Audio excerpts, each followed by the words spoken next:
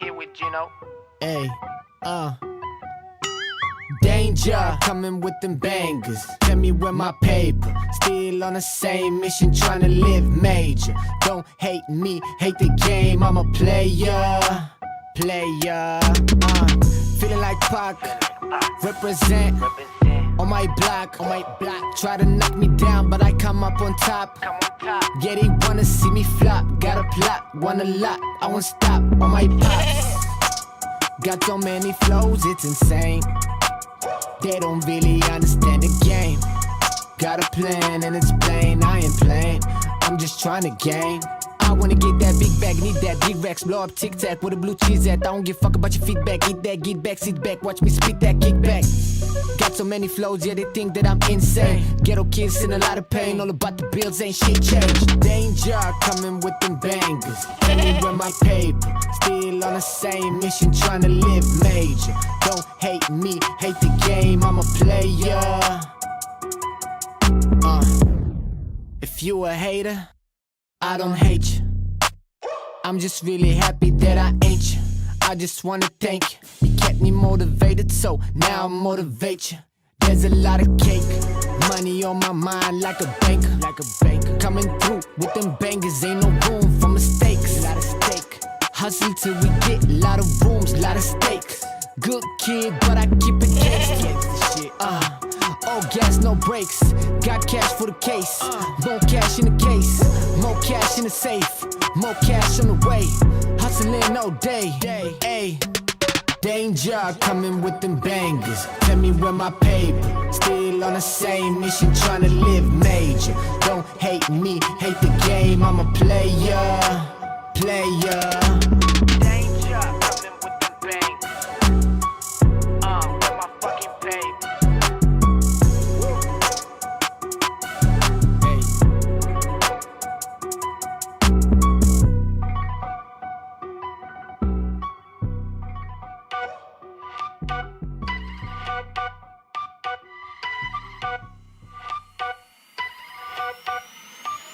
Said I'm taking big shots, just stop where I'm driven, no pit stops. This hot, I ain't playing like a 6 spot.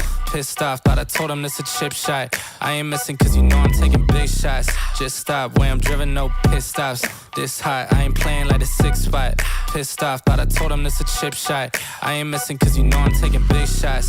They been trying to get me cheap like a thrift shop, but I told them it's my time, check the wristwatch. They been talking way before they even doing something. Whoa. If they wanna play, let's get a tip off. Ain't no silver lining, dawg, this some rose gold. Getting new money, I'm a old soul.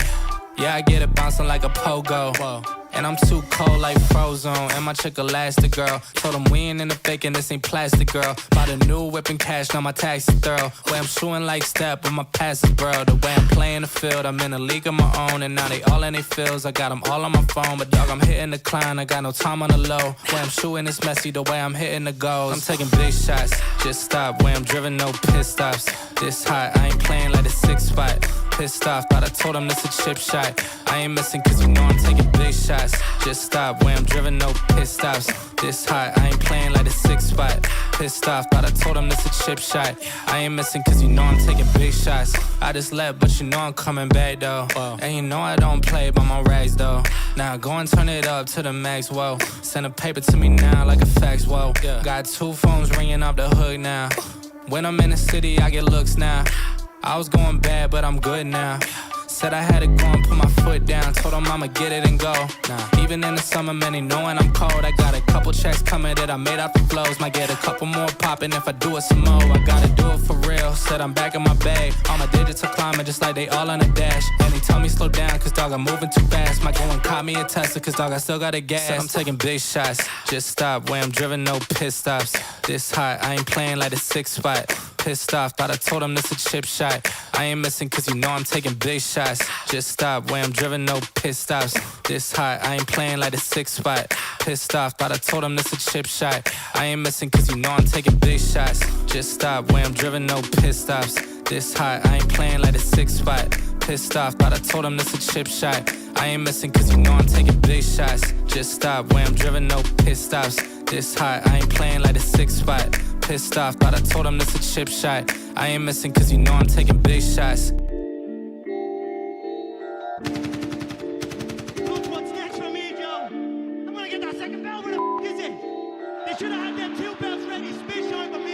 Yeah.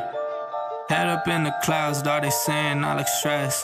I've been feeling down, pray to God that I'm up next. Remember when she blew me off, that's why I can't text. Now she call me petty, but I swear I can't forget. This ain't a test. Now they saying that I ball like Jerry West. Coming back for what is mine, can't take no less. I said go and take a shot, so I need your best. And stop the threats, so nobody's into me. I don't got time, I'm not giving the energy. Too many people around me, I'm finicky. I do not mess with you, dog, you're not kidding me. You don't got way too close. I've been up at the top now, so they all wait for the landslide. I seen too many people that switched up, whose man's high. Through it all, I stay the same, I swear to God, I can't lie. Been down so damn low that I came up for my life. They talk way too much on the internet, it's not real life. I swear my fam waiting, I can't lose, and I'm still right. Still right, I swear that I'm working them up till like midnight. It's real life, I got a time and I'm coming to get mine. In time, I cannot lose and I'm coming right inside. I'm in my, yeah.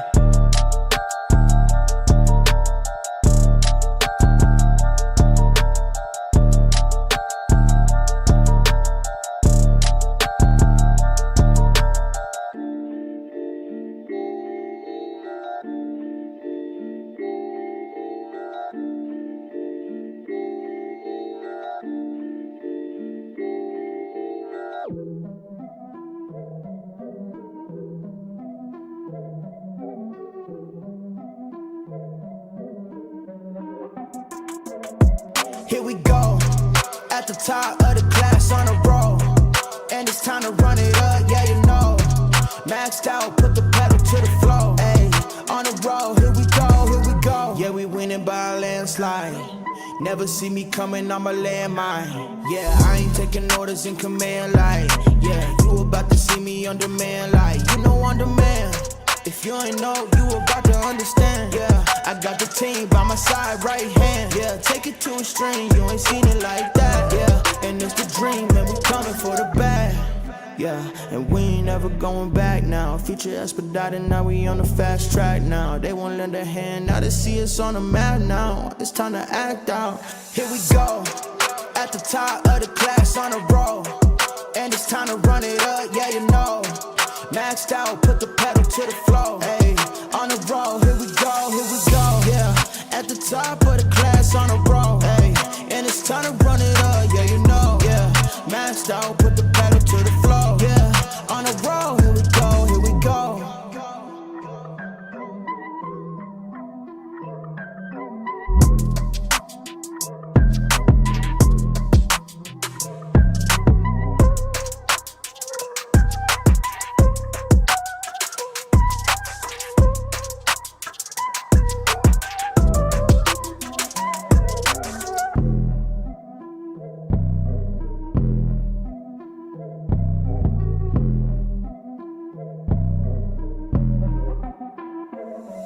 Here we go, at the top of the class on a roll. And it's time to run it up, yeah, you know. Maxed out, put the pedal to the floor. Ayy, on the road, here we go. Yeah, at the top of the class on a roll. Ayy, and it's time to run it up, yeah, you know. Yeah, maxed out, put the pedal to the floor. Yeah, on the road, here we go. Here we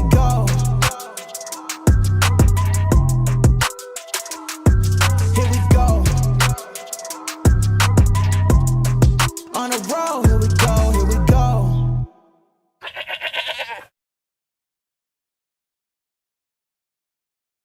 What is going on, everybody? Welcome back to the Frankie Candles live stream, where Bitcoin has been pretty boring here, guys. Kind of chopping around, looking for a potential move to the downside here as Bitcoin tests a major key level of support.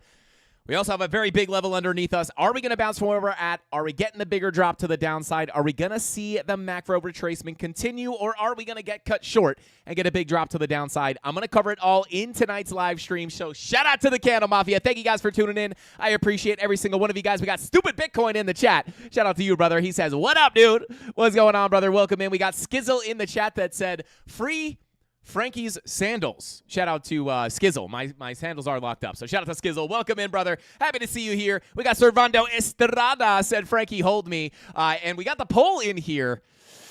Will Bitcoin hold support? 54% of you say, no, we're about to dump. We got 25% saying yes to the moon from here. And then we got 20% say, I have no clue. I'm terrified. I feel that.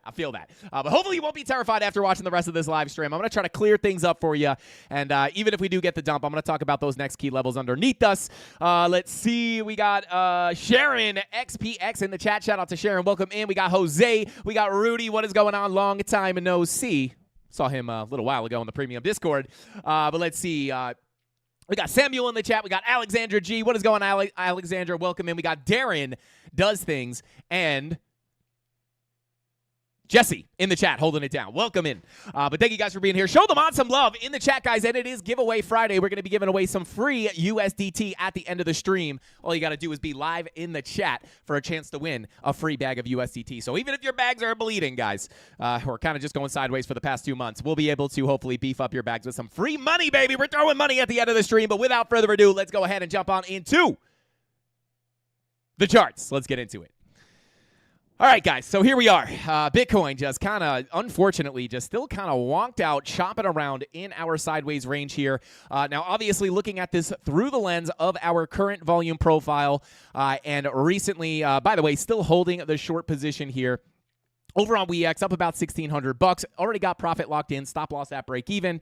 So guaranteed winning short trade there, guys. But if we do end up seeing the drop to the downside, when we look at this local volume profile, obviously, we have deviated above the high. We are now back within the profile, which does kind of give us that magnetic nature of getting the rotation down towards the value area low / POC of the range, sitting between about $87,374 all the way down to about $86,000, $86,200 at the value area low, and then just below that, we do have some liquidity sitting. So this is kind of my general roadmap for price, guys. Now, not only do we have the volume profile at play here, we also do have some of the medium time frame money flow coming out. 2-hour money flow in the red here. Our 3-hour money flow also continuing down.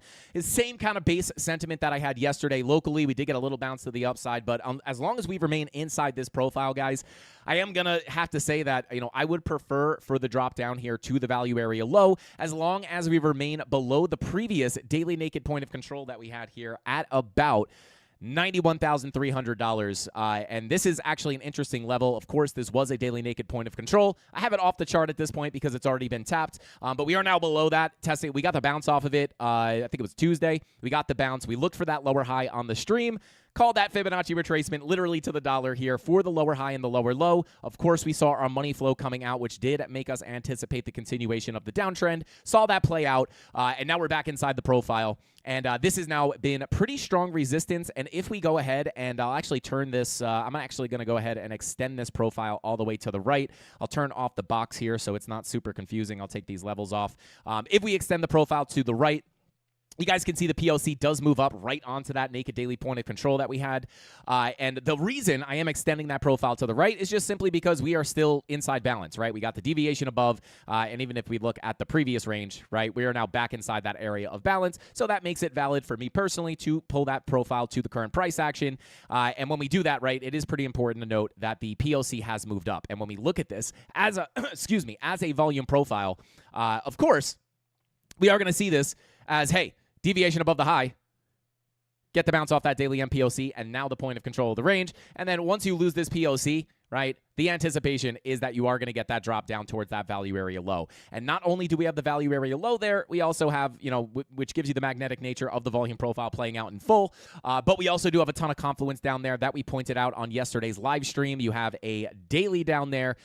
You have a weekly down there. You also have a daily MPOC right on that level. I believe we have a weekly MPOC a little bit higher at about 88,635. So I wouldn't really consider that massive confluence, at least the weekly MPOC. But you got the weekly, the daily, the daily horizontal, the daily MPOC, the value area low. And then, of course, if we pull our Fibonacci retracement from the swing low all the way to the high here, you can see that golden pocket is pretty confluent there with that zone as well, right? So I do prefer this level to get hit. Now, to say it's a super higher probability, I would say that's kind of where the mixed signals come in. Again, just based off of the volume profile, right? As long as we remain below this point of control, the idea is that we can't get back above that, guys. We're probably going to get that magnetic rotation. Of course, I do like that confluence to get hit as well when you have all these key levels down here. Just kind of, multiple reasons why I would prefer the drop to the downside before the push up. But as we covered yesterday on the live stream, there are some mixed signals here, right? So that's the major level, right? Locally, value area high sits currently at about $93,082. POC sits at $91,305, and then the value area low sits down here at $87.41. And you could technically drag this all the way down to the 786, which sits at about 86,566. So really between 88,397 and 86,845 is really going to be that big zone I would prefer to see hit. And I'll talk about, if we do get an early bounce, obviously it could make sense from here based off of what we talked about yesterday on the live stream. But just based off the local context here, guys, as long as we're below this POC, even below the value area high, I would say, there is a general anticipation of coming down to that low. Of course, there is also confluence there on top of that with the 2-hour money flow crossing into the red. This does indicate that the lower high and lower low structure is likely to continue. So that's what I'm looking at. And then, of course, I do also want to take a look at the liquidation heat map here real quick. You guys can see we do have local liquidity sitting below the low here at about 89,251. What do we know about liquidity? It does tend to act as a magnet for price. That leads us all the way down to about 88.7. So we got liquidity below the local lows, and then we have the liquidity sitting down here below about $86,000, right? So that would be locally. And then, into that support, if we had to come down here, I'm just viewing this as a general volume profile. Of course, the short that I just showed, I think I have this marked off on the chart. Do we? Right. Short from the SFP, the clear SFP that we saw here in the premium live stream. Sweep the highs, got the beautiful swing failure pattern, drop to the downside, back into the range, and then just the anticipation here would be to at least get a move, at least into the top of the golden pocket, if not for that full volume profile rotation. Of course, profits locked in, stop loss at break even, guaranteed winning trade in case we do get the scam to the upside, but this is kind of the local viewpoint and kind of what I'm going to be looking at for that continuation down. Money flow's kind of on your side here. I'll go over the mixed signals in just a second, but this is going to be kind of that local viewpoint. If we get the drop down over the weekend, I will be looking to come down here. I'd be okay coming and sweeping the lows, but you gotta get a pretty aggressive reclaim of that value area low in order to see a bigger rotation back up into the range. And the other thing there as well, as we talk about almost every single day, all this confluence here. We also have CME gaps down here as well. There's a ton of confluence down here, guys. If we get below that 786, this is all going to turn into resistance. So I am going to be really careful with those long positions. I'd really like to see a reclaim deeper into that volume profile to see the bigger rotation up. So, if we break down here and we can't reclaim that 786 or, even this previous support is going to turn into big resistance. So you got to be careful of the bearish retest and the rotation back down, in which case I will probably still be holding at least a portion of this short position for a potential continuation. But, that's your support, right? This is the lower support underneath us. This is also confluent with the Lux Algo 8-hour smart trail here, which I do indeed like as a support. Let's pull that up right here. There it is, right? So I really would prefer the bigger drop down. And again, I'll show you why it's kind of a crapshoot here, like whether we're going to come up first or down first. But I would say locally, as long as you remain below the POC at 91.3, below the value area high at 93K, I do think the probability there is, I'd have to say, based off the technicals, a little bit higher probability to come to the lows first. I would prefer that personally. If we do scam up, I'm, of course, holding the long position from 85K. That will continue to pay me out. I'll just get stopped out of the short in profit. Beautifully positioned there on the trades. But that's what I'm looking at. Mark these levels off on your chart. Massive confluence and some confluence on market cipher B pointing in that direction as well. Now, the muddiness on the chart does start to come in on the higher time frames, guys. Let me hide some of these horizontal levels. I'll get rid of this fib. Get rid of this box, get rid of this, and let me turn off the MPOCs as well. Now, when we take a higher time frame view here, obviously, we have been looking at a couple of different macro ranges. Number one, I'll take a look here at the first range, right? $89,000 is a big key level of support. This is currently what we're attempting to hold on top of right now. And, with our daily money flow, trying to attempt to stay in the green here, this does make us on the lookout for potential higher lows and higher highs to come. This is kind of where things get a little bit chopped up. Yesterday, we did have the higher hourly time frame green dots looking to print. The 8-hour VWAP was coming up, obviously getting a little rejected here. We also had the 4-hour green dot looking to print as well. So there was an opportunity to come up from there. I would say the support is still holding. And when this is, because this is the value area low of this macro range at 89K, it is technically an area where we could put in the higher low. So that's kind of why I was talking about that possibility of like, hey guys, it's not impossible to see this higher low come in here. Although I do prefer that lower level, which I'll pull up on our current range volume profile, which again, this is the same level we just looked at, sitting down here, leading down to about 86 grand.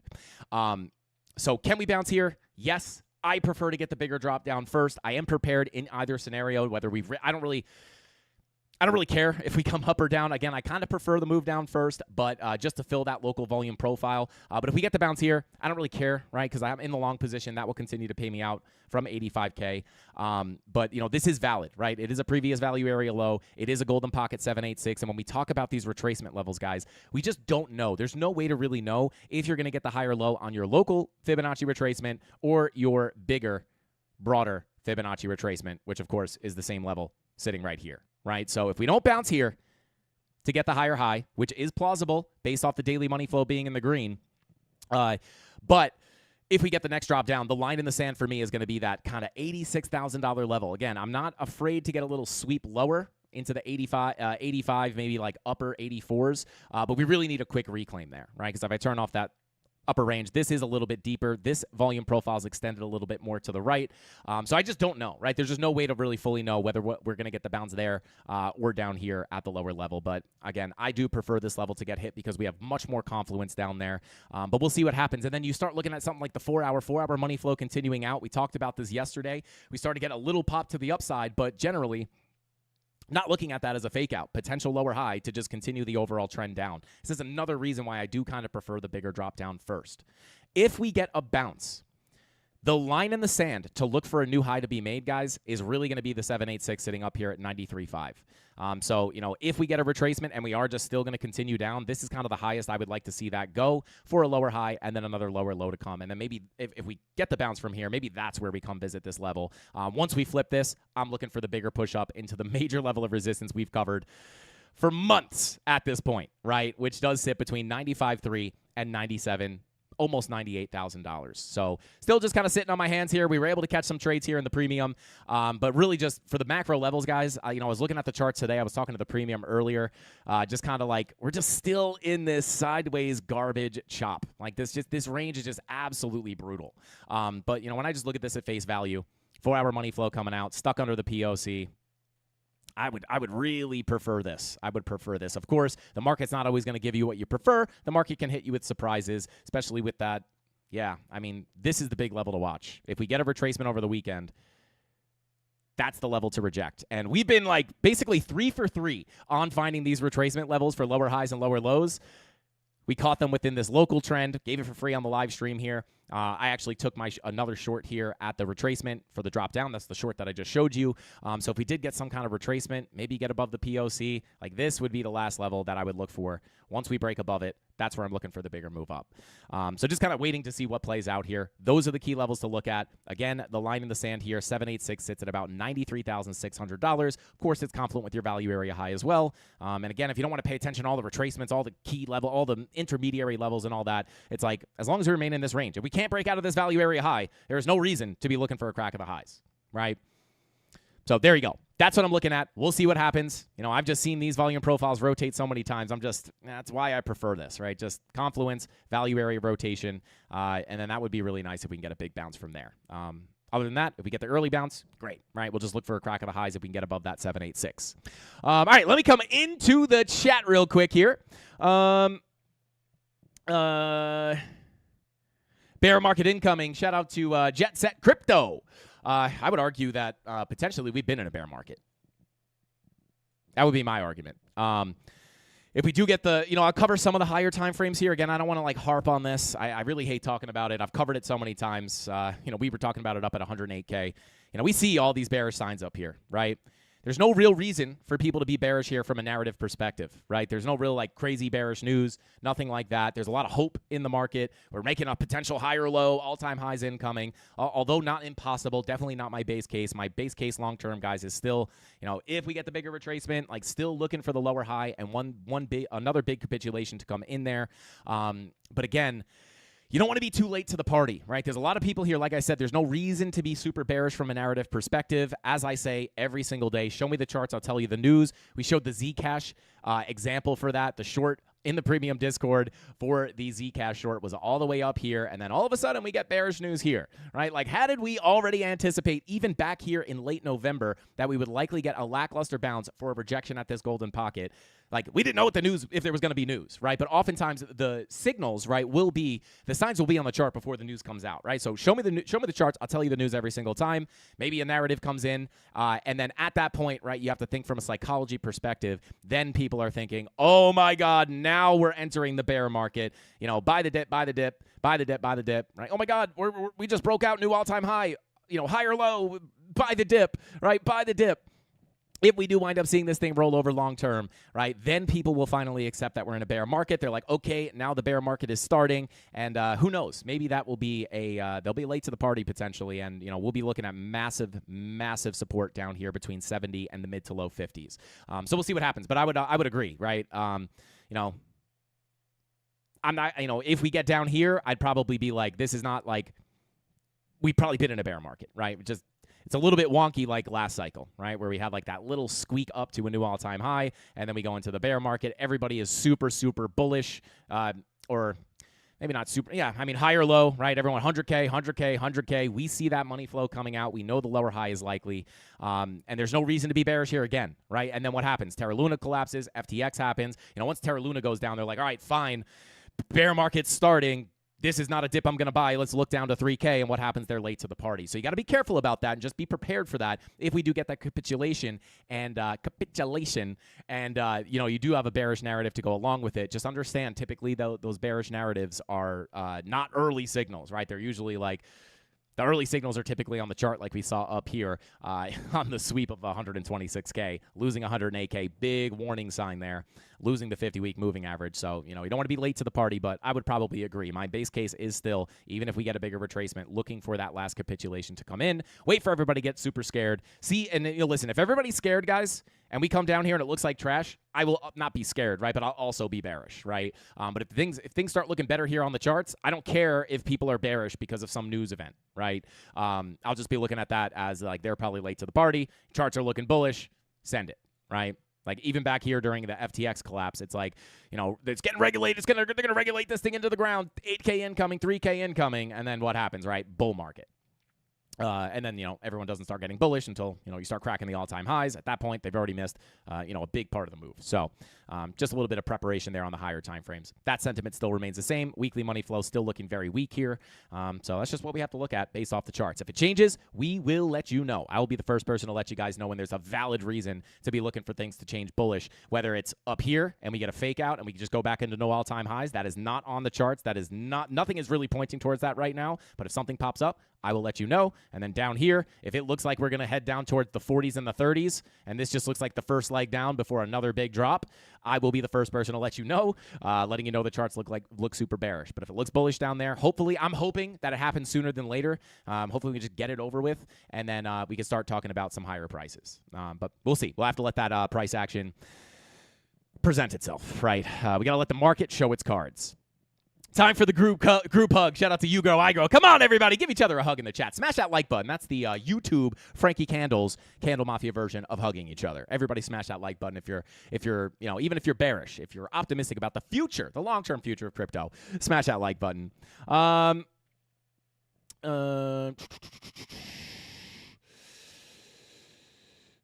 Shout out to Covert Operative. Said Frankie focused on the VPVR, missing the bigger picture. BTC head and shoulders on the weekly, and bear flag on the daily. Right shoulder almost completed. Shout out to Covert. Yeah, it's basically exactly in line with what I'm looking at, right?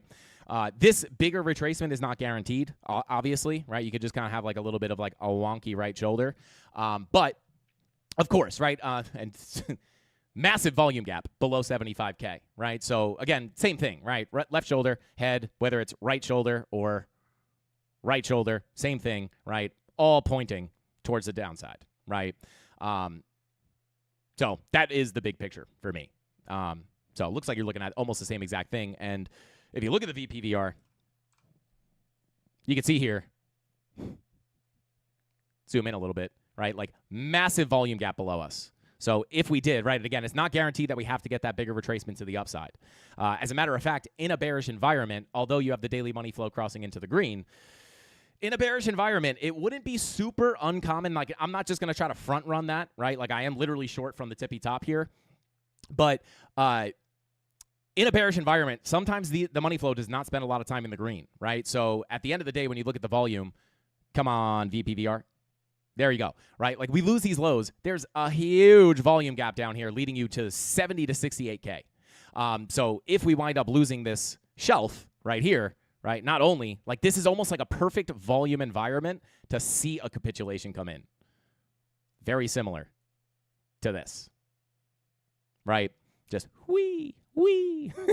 So, yeah, that is almost exact. I'm not a pattern trader, right? Like, the chart doesn't know it's in a head and shoulders, right? Like, we see this potential. We see this forming at 108K.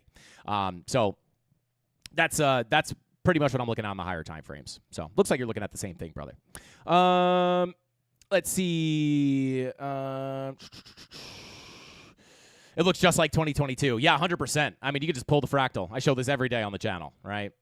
Not that I would just trade a fractal, like, because it doesn't have to play out exactly the same, but obviously, like, almost the same exact kind of situation here, right? Drop down, bear flag out, right? And we were talking about this yesterday. Like, people were talking about this, and this is why I don't trade patterns, right? Like, people say, like, look at the bear flag. Like, it's going to drop from here. Maybe, right? Like, that's valid, right? Like, if you come here, it couldn't get back above. Maybe it did drop there. But then what happens? You get another rotation up, technically.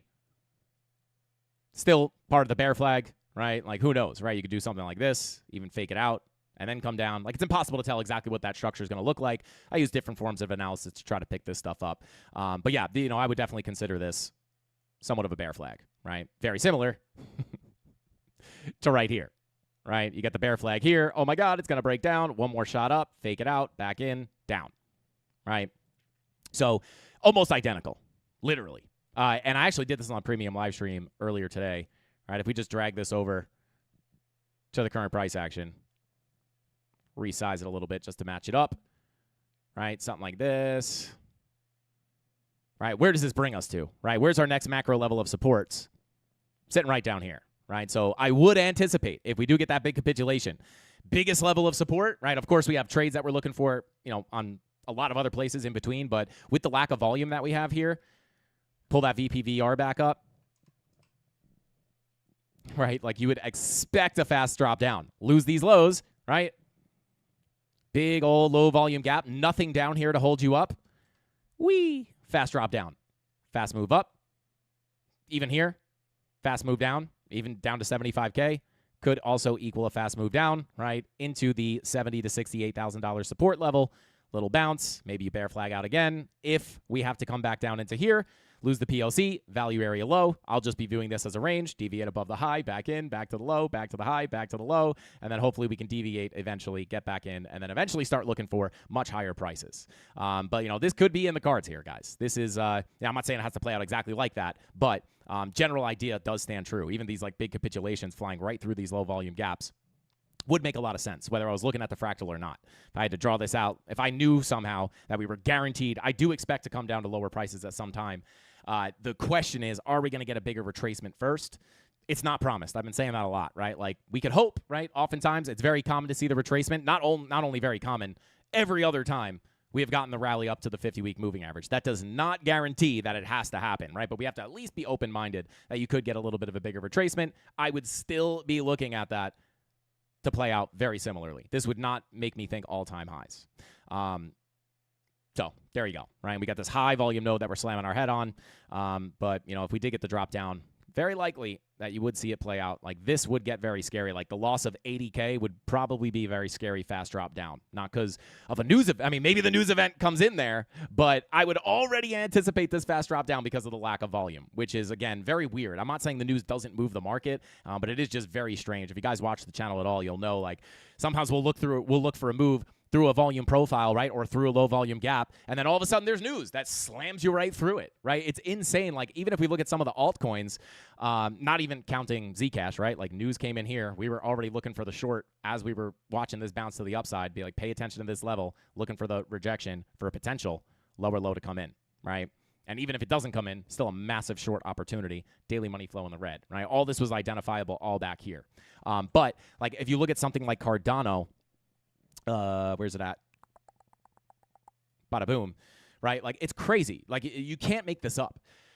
If we lost $54,000 to $50,000, the overall, I wasn't not expecting a liquidation wick to fill this volume profile, but it's like, hey, you know, if we lose 54 to 50 cents, right, $50,000, 50 cents, you know, the next stops would be to fill this range in full to the PLC and the value area low. Of course, we had the big liquidation wick on the bearish Trump tweet. I didn't know Trump was going to tweet.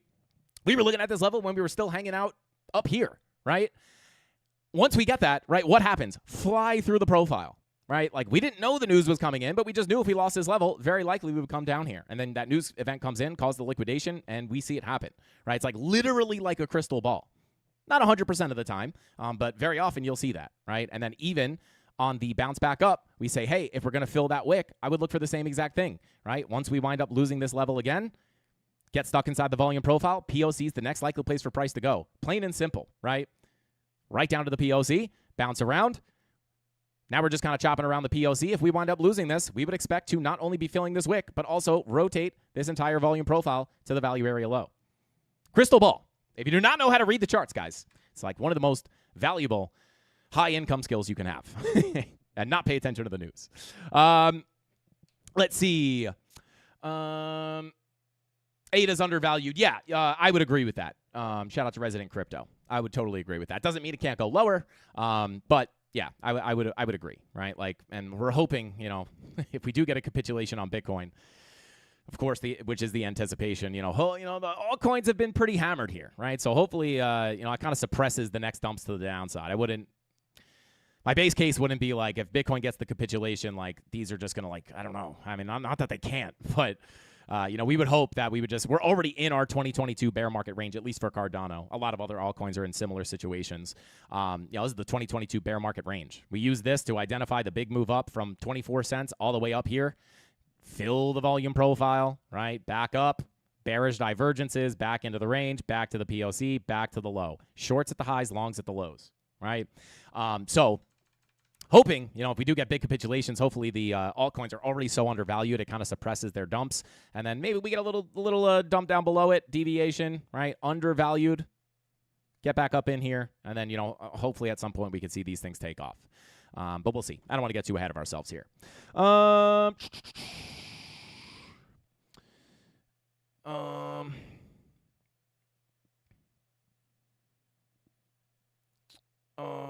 Let's see. ADA is crazy low. Yeah, 100%. Shout out to K Diggity in the chat. Shout out to K. It says, won't be chatting much. Still a lot to do around the house, but I'll be listening and lurking. Shout out to K Diggity. We see you, brother. And Phoebe says hi. She misses you, K. She misses you. Shout out to K Diggity. Shout out to Skizzle says, important question. Would you rather get diddled by the diddler or riddled by the riddler? I would have to go get riddled by the riddler. Not a big fan of getting diddled, at least by the diddler. Shout out to David B. Not financial advice. What is going on, bro? Good to see you in here. Said there's a lot of top 100 coins. Former top 100 coins that are still 25 to 30% below the 2022 bear market prices after 10/10. Yeah, 100%. Like a lot of them are sitting in that bear market range. And again, I will say, right, like not all coins are going to recover, right? But like, let's see, what's some that we can look at here that were around. And some are doing better than others, obviously, as well. Kind of funny. Not funny, but, kind of interesting, right? Like Solana, part of the FTX, like, oh, my God, it's going to zero. And that's, like, one of the ones that's holding up the best, which is crazy. But, I'll just kind of flick through these a little bit, right? Like Dogecoin, there's your bear market range low. Or just lower bear market range, right? We get up, we hold it as support, we push into the 2021 bull market range. Of course, this was just a retracement, at least at this point. We're kind of just sitting between those levels. But there are some altcoins, right? Maybe we'll take a look at some of them as they pop up, right? But like some of them are hanging out down here. No, I'm not saying they're not going to recover. Some of them won't. I know that, right? Not 100% of them will. But yeah, a lot of them are. I mean, a lot of altcoins are undervalued for sure. We never really saw that blow off top, which is depressing. Like polka dot's an example of one that's kind of deep below its 2022 bear market low. We'll see what happens with that. We'll see.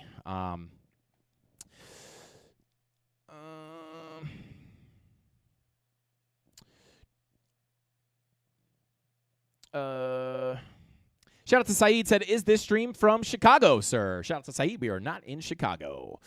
Shout out to Saeed. Welcome in, brother. Good to see you in here. Where do you see BTC in the next few hours, Frankie? Well, we actually just went over that in the beginning of the stream, so I'm not going to go over it in detail. If you scrub back to the beginning of the stream, I went over everything in detail, but I'll just kind of pull up the local range here. I'll just kind of pull this back to where we had it. Bada boom. Let's try to get that line back up. Come on. Give it to me. There we are. So this is the local range I'm looking at. And you know what? As a matter of fact, I'll just give you the current range because at this point, that POC has already moved. Right? So this is kind of the local range I'm looking at right now. Of course, the fill of the volume profile is typically what I'm looking for. But again, scrub back. There's some mixed signals, and I kind of explained both of those situations. But at base case here, value area high 93, call it 93.82. POC sitting at about 91.3.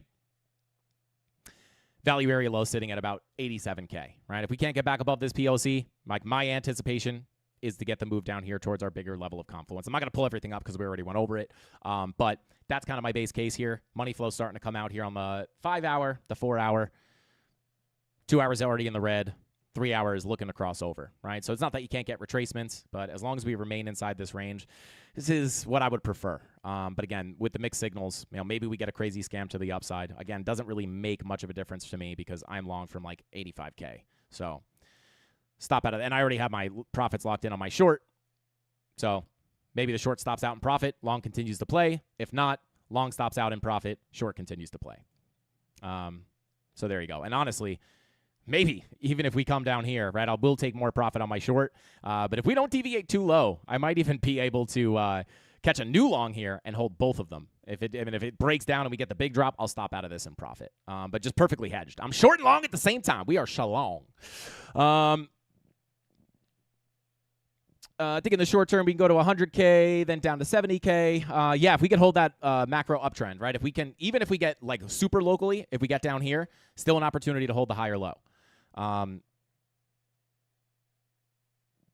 So just looking at the macro range again, right? Like if we can either hold here, right? And I'll just pull up the bigger range, right? Whether we hold here on the local Fibonacci retracement or we come down to the bigger level of support, like hopefully if we could hold the higher time frame uptrend, I mean, we still have massive resistance sitting here between 95.3 and 98K.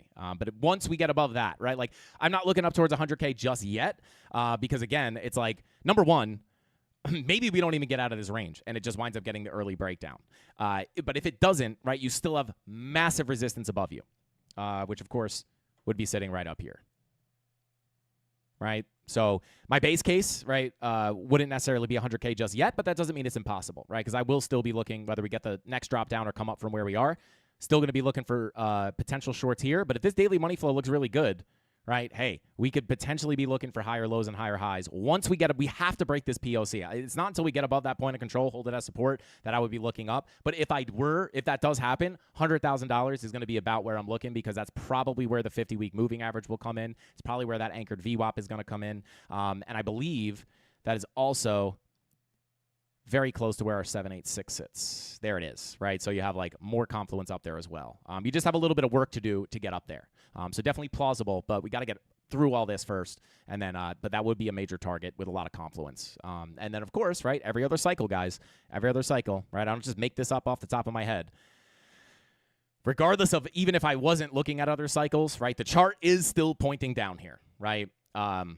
You know, I see a lot of people are like, how could you be bearish on this market structure? And it's like, I get it, guys. I get it. It's a technically we're making a higher low. Technically we have a bullish divergence, hidden bullish divergence on the weekly. I get it. But not all bounces are created equal, right? Not all higher lows are created equal because eventually you're going to have higher lows, bullish uptrend, right? But then eventually you're going to change trends, right? We could potentially be in kind of this situation right now. And the reason I'm saying that is because of all the money flow coming out on the higher time frames. So, every other cycle, right, retest of the 50-week moving average, and this is another thing. Which that was not what those are death crosses. Right, every other cycle, like just in 2021 is the most similar. You get the drop down, right? The same exact thing prints. High or low, right? Everyone was super optimistic here. There's no reason to be scared. There's no bearish narrative, right? We don't trade narratives here. We trade the charts, which obviously give the signals much earlier. But you have the higher lows. Yes. How could you be bearish on that market structure? Well, the simple answer is not all higher lows are created equal. A higher low being put in on money flow coming out does not indicate a new all-time high, right? Or a break of the highs even. It doesn't have to be an all-time high. But what it indicates is a lower high and a lower low. So regardless of what's happened in the previous cycles, this is very similar to what we've been seeing, right? That's not even the weekly. There's your weekly hidden bull div, right? And it does give you a bounce, right? You got a 46% retracement. That's why we are open-minded to a retracement coming in, because we've seen it happen many a times. So we'll see. We have seen the retest of this in every other cycle. You got it here in 2021. Come back to 2018. You get the drop, the retest, couldn't get back above it. Again, weekly money flow coming out. Eventually, you capitulate. Even back here, Bitcoin was like a totally different animal back here. But even here, it was a little bit more local. But you come down, you almost get the technical tap of that 50-week moving average. But again, even if you weren't looking at the 50-week moving average, look at your money flow on the weekly coming out. This indicates a continuation of the downtrend, right? So that's where my bias comes from. It's not because I want to be bearish. I honestly hate being bearish because everyone else hates it, right? I don't want to tell people what they don't want to hear, but I also don't want to come up here and just give I can't just say new all-time highs. I need a reason. I need information to point to. I personally am a technical trader, so I can't just say, oh, this bullish news event is coming, right? And of course, if the bullish news event is anticipated, typically you see a sell the news event, right? So I need something on the charts to point to, which we clearly don't have, right? I do this a lot. If this was a red wave and we were crossing into the green with massive weekly bullish divergences, if this was a hidden weekly bullish divergence with money flow coming up, that is where I would be looking for the higher low and a higher high. In that case, I'd be calling for all-time highs. I just can't do that because obviously the chart's flipped upside down. So I just need real information to point to. I just feel it would be irresponsible for me to come up here and just tell everybody it's going up because that's what they want to hear, even though it pains me to say it. Obviously, people don't want to hear that, right? People want to hear what they want to hear, but that won't make you money, right? But there you go. Let's see. Aztecian Cactus Mosswater. Shout out to Retro Crypto. We got the Aztecian Cactus Black Starbucks coffee here. That's actually not black. What'd they tell me today? Oh, have a beautiful day. Look at that. Even if price is going down, have a beautiful day. Shout out to the baristas. Let's see. I came in a bit late, but did he tell us? Shout out to Joe Mama said, did he tell us he bought a Supra yet? Yes, I did. I bought a 2025 GR Supra, guys. I was talking to the premium Discord about that. I actually told you guys I bought a car yesterday on the live stream. Didn't tell you what it was, and low key, a lot of people guessed GTR or Supra. And funny because I was looking at GTR. I was looking at a bunch of stuff, but I wound up getting a GR Supra. But it sneezes. Does anybody know what that is? I don't know. It's like every time I let off the gas, it goes, I don't know. Weird. It's awesome, though. I love it. I love it. It's not going to be street legal for long, but let's see. Could be confirmed, could not be. Supra is confirmed, guys. It's beautiful. I'll drop some pictures in the Discord. The OG Supra, though, this was, people hate the new Supras because they're really like BMWs. It has a B58 BMW engine. But I just can't be bothered. I'm sorry. The hate on that car is so forced. It is an awesome car. And I could have got a Mark IV Supra, but it's like my daily driver. I'm like a modern person. I want like a lot of the modern features as well. It's what made me not get a McLaren was because McLarens are just, the inside is just, a lot of them don't have CarPlay. I need a daily. I'll get something crazy that doesn't need all the fancy stuff. It'll just be like a race car. But it just, I needed a daily that I could drive around and like live with. I love the blow off valves. Yeah. Shout out to Crypto Sharknado. It's, music to my ears. Music to my ears. I also needed to get, Mrs. Candle's Tesla was like, I need to get something loud and obnoxious. I cannot get a, I'm not going to lie. I think the Tesla hates force as well. But I needed a real car. I'm a car guy at the end of the day. Yo, R.I.P. to Frankie's timing chains. Yeah, hopefully I don't drop a picture in the Discord of it just broken. It is hard to drive normally. BMW is a good choice. Yeah, it's reliable, and the B58 is a nice platform. I do like the platform, so you can do so much to it. And I will say this, guys, this is gonna get some hate. Did you get stick or automatic? I got the automatic, but this is for a reason. I can drive stick. I've driven stick before. I prefer stick. The stick's ECU is locked, so you can't tune them, or you have to like send them out to get them unlocked. I'm tuning the heck out of this thing, so I just went with the automatic. So yeah, I know everyone's gonna be like, no, it's not stick. But maybe I'll get a Mark IV Supra one day. That'll be I'll get that in stick. I bet Americans poop their pants going faster than 85 miles an hour. I did have to clean the seat the first day I got it. I will say that. Unsub for automatic. I'm on your side. I would have gotten the stick. Once I found out the ECU was locked, I was like, so annoying. But I need to tune that thing. I need to tune it. Maybe I'll make it stick. I'll pay the money to get it made transitioned into stick. I don't know if that's possible, but we'll do it. No excuses. Yo, I knew that was gonna happen. No excuses. I'll just get another car that's stick. I can drive stick. I've had stick cars before. When truck nuts on the Tesla, that'd be crazy. Oh man. Let's see. Sacrilege.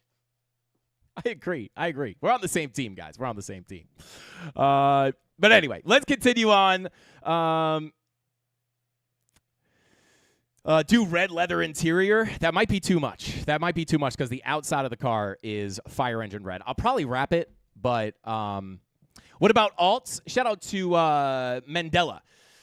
Listen, if Bitcoin gets the capitulation, I would expect alts to follow in some form or fashion, right? Like I said, a lot of the alts are kind of crushed into the ground, or a lot of them are. Doesn't mean they can't go lower, right? When we look at something like Chainlink, like here's your 2022 bear market range. So, this is kind of a good example. If I pull the bear market range here on Chainlink, right? So, like, here's your lower value. If Bitcoin gets a bigger capitulation down to its next value area, which, of course, will sit down here between 70 and the mid to low 50s, maybe, right? It could play out two different ways. We'll have to see what happens. I wouldn't be surprised if Chainlink had to lose this and come play around that in that range. But another way that could kind of play out is maybe you just kind of, depends on how quickly it happens too, right? Like maybe we come down to the value area low, you kind of deviate a little bit. Maybe you even come to retest the high of this range and then eventually work your way back up in here.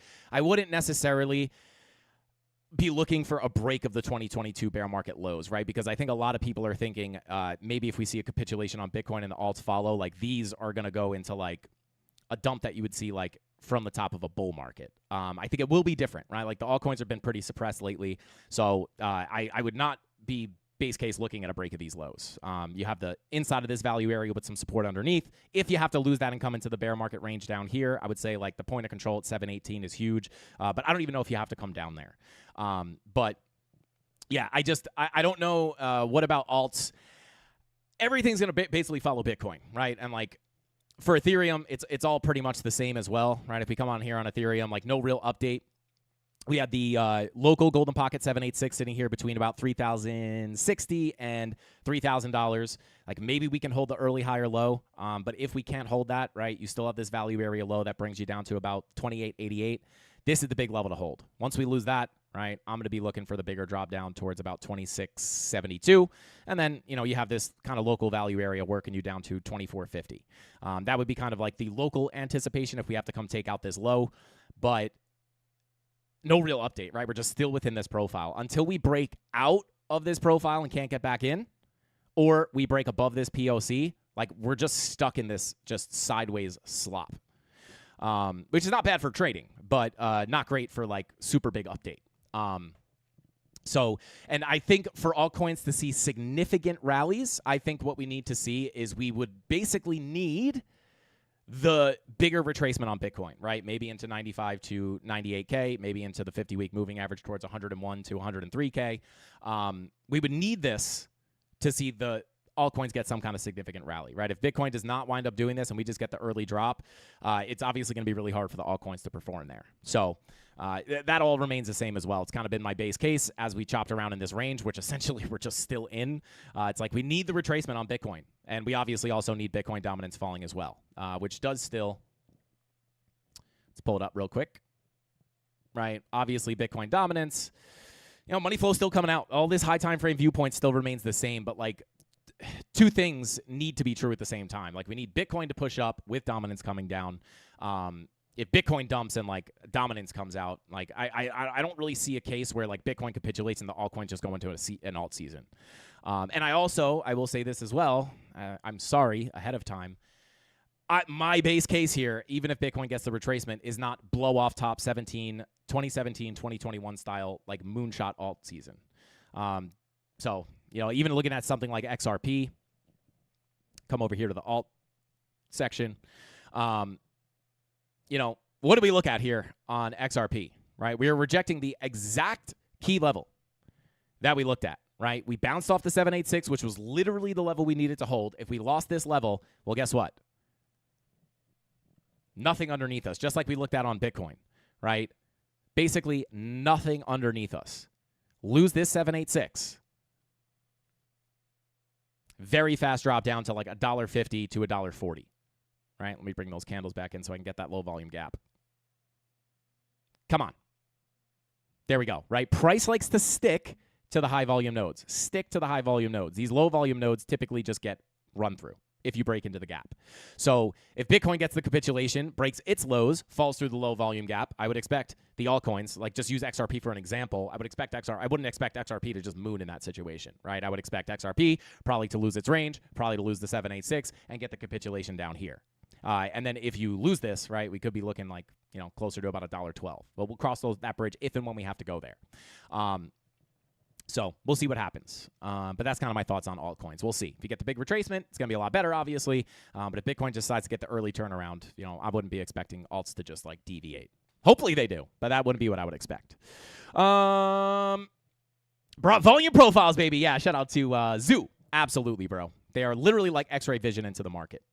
And you're looking good today, Frankie. Shout out to Francis. I appreciate you. I like the name. Francis is a good name. That's not my full name, but we're cousins. We're named cousins. Stick isn't bad in traffic if you've done it for years, just driving at that point. Yeah. Oh, yeah. Shout out to Dan from Joey's Mulberry Street. He actually drives a Stick WRX. That thing's pretty sick too. I don't know. I think people who are like, no, Stick's a pain. It's like, I don't know, man. Like when you drive Stick for long enough, 100%, it's just like second nature. Maybe it's a little annoying in traffic, but like you don't really think about it when you drive Stick. I only use a Stick for walking. Shout out to Mark Dutch. I actually can't confirm nor deny if that's true. So shout out to Mark Dutch. Stick is great. Yeah, you're never going to get like the driving experience that you get with a Stick on an automatic. It's totally different. But let me tell you, if the ECUs were not locked on the Stick Supras, I 100% would have only bought Stick, if that helps. But I know just the automatic case, just never going to dodge that. It's okay, though. Fresh Cobra Mustang, stiff clutch, kind of a pain in traffic. Yeah, I guess, yeah. It depends on how aggressive your car is. Monthly stochastic RSI is so low. We talked about this recently. I love holding my Stick and moving it all around. Shout out to Dan from Mulberry Street. Got to make sure it's in neutral. That's right. I thought you were talking about something different, bro. The neutral jiggle, they call it. So with the RSIs, right, like it's not something I really look at as like a major signal, right? Like just take like the regular RSI, for example. Like people will say, oversold, like the RSI was oversold. That has to be the bottom, right? Well, yes, it could be a bottom, right? But what I like to see form for significant bottoms to come in is the actual deviation of the RSI and price action, right? You want to see an actual divergence. So, you can have oversold price. Like this is a perfect example. It's like people, like, I just wouldn't look at the RSI being oversold as like the bottom signal. Here's oversold RSI, right? Stochastic could be very similar. There's a low, right? People would think, oh my God, oversold. Now, or actually specifically in this scenario, we were looking for, sure, a bounce, right? But for a lower high and a lower low to come to crack the structure to the downside. A lot of people would say, yeah, but look at the RSI, it's so oversold. How could you be looking for a continuation down? Well, this oversold RSI could be indicating a local bottom, yes. But of course, that money flow is coming out, indicating the downtrend will continue. Not only did you break structure to the downside once, you did it twice. And we made a lot of money on that short from all the way up here. So, and we understood that once we came down to our key support levels that were here, we knew we were going to try to hold a portion of that for a bigger drop down. We knew we had a massive low volume gap underneath us, so we knew once we lost this, we could very quickly get a fast drop down. But also we had the money flow coming out, indicating the trend will continue down. So when it comes to the RSIs, yes, oversold is oversold, right? That is true. Yes, it's oftentimes you could see bounces there, but it doesn't necessarily mean all-time highs, right? So it's kind of similar in the situation we're in right now. And then, like, what do you see here? You start to see, and even bring it up to a higher time frame, like maybe we could take a look at the weekly. I don't know if it was oversold at this point. Where was I? Right here. So where we at? Here. So you actually didn't get the RSI divergence here on the weekly. Going to a little bit. I'm trying to find the daily, I think, did have it. So there's your oversold. You get the bounce. Money flow's telling you lower high, lower low, which is true. Money flow here still telling you lower high, lower low. But what happens, right? You're oversold, and price still continues down generally, right? So it doesn't always mean the bottom. It could mean a bottom. So just make sure you understand that. But I don't really look at the stochastic RSI, to be quite honest with you. But then what do I like to see for the bottom to come in? I like to see divergences, lower lows with higher lows on the momentum waves. And you can see, or on the RSI in this case, you can see, although this isn't oversold, it was actually the bottom, right? This was not the bottom, even though it was oversold. You still continue down. That's why I like to look for the divergences. Lower lows, very simple to spot. Lower lows, higher lows. And you can see it on, I look at Market Cipher B, lower lows, higher lows, right? And then the bottom comes in, and then you get the push to the upside, and you have money flow coming up. You have more confluence for a big push up there. Very likely push to the upside, but only to get rotation back down to the low based off your trend, right? So you got to look at multiple things. So hopefully it helps you out. I don't know if it did, but hopefully it did. That's the way I look at it. Let's see. PTC saying Asta Pasta. Shout out to Dr. Crypto. Hey, Frankie, what do you think about the monthly 21 EMA? I could try to take a look at it for you. Let's see. EMA, you said? Let's take a look here.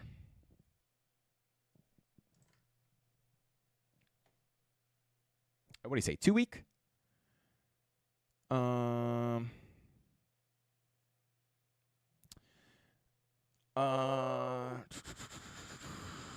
lost it. It's gone forever.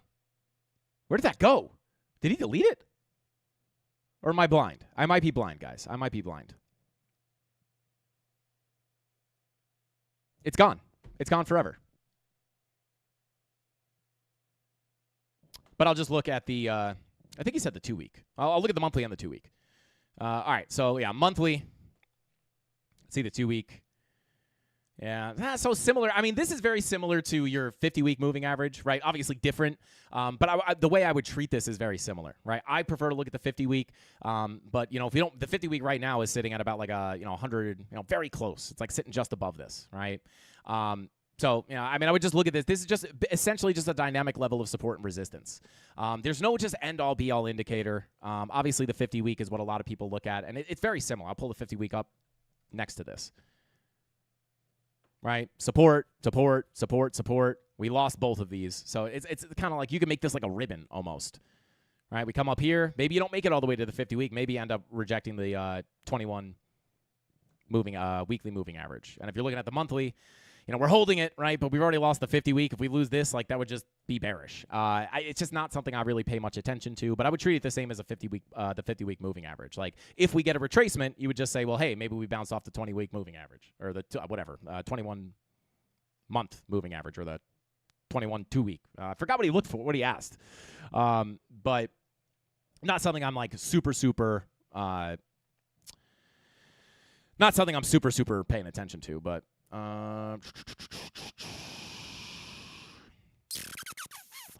shout out to Creco, said leverage gamblers getting wrecked on 1% moves pathetic. Shout out to Creco. Yeah, a lot of people do get wrecked on 1% moves. Not us, though. Not us. I literally can't get wrecked. I mean, I guess you could argue that maybe my stop loss doesn't get triggered, but I am in 2 leverage trades right now. I'm in a short from the tippy top, and I'm in a long, not from the tippy bottom, but from 85K. Both profits locked in, stop loss to break even. So if price dumps, right, people who get wrecked like that just don't know what they're doing, right? Not that that's a bad thing, right? They just maybe are uninformed, or they just look at leverage trading as gambling. I always say this. People will say leverage trading is gambling.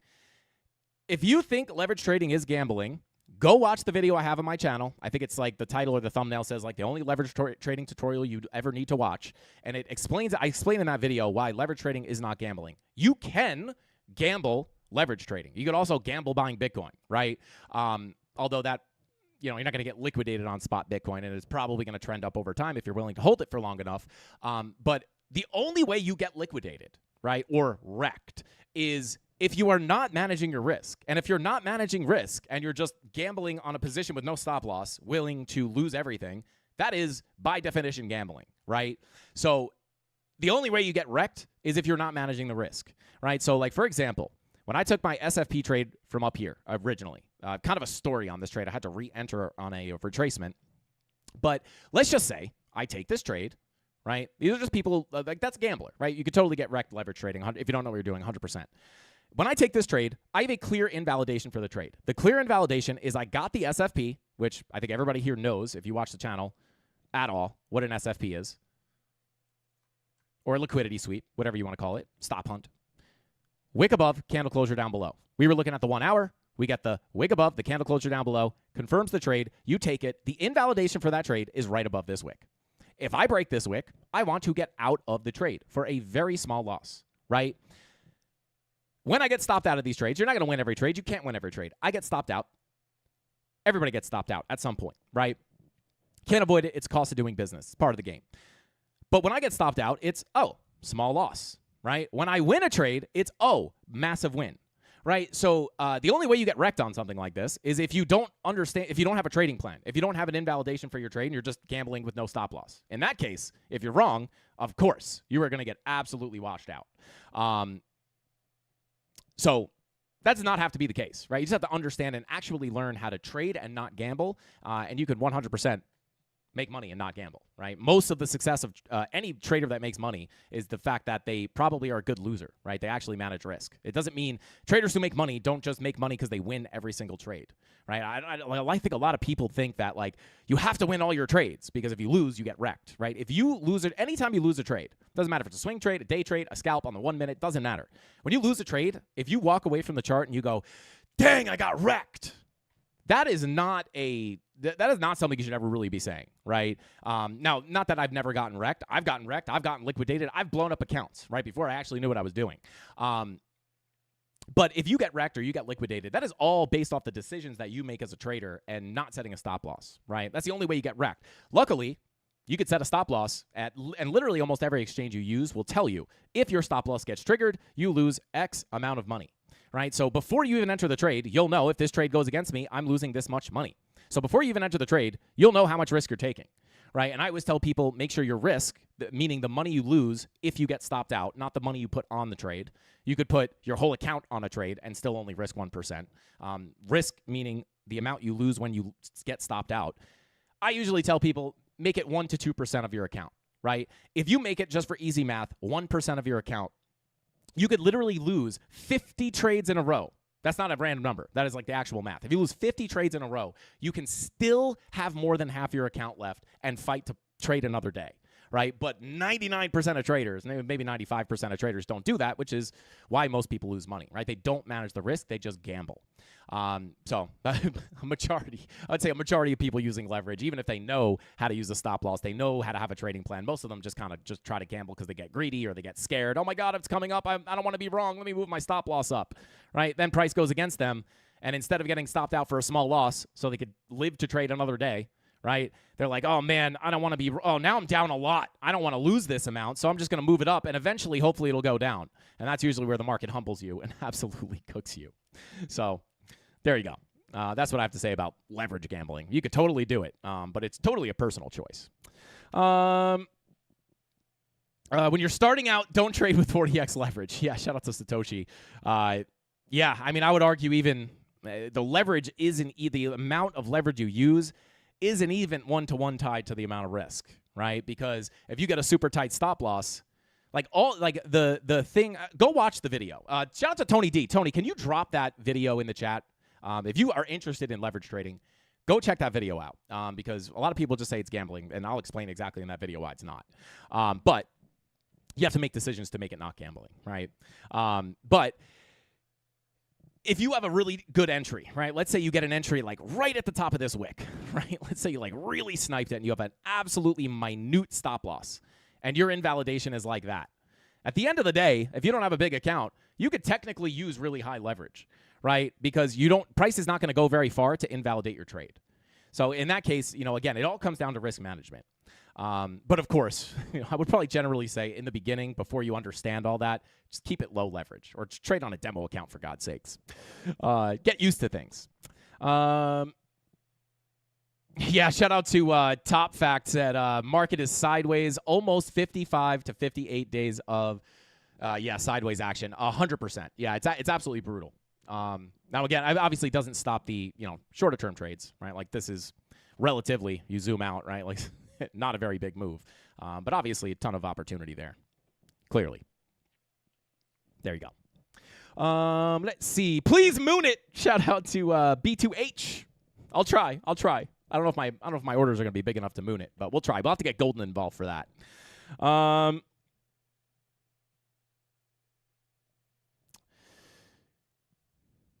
Let's see.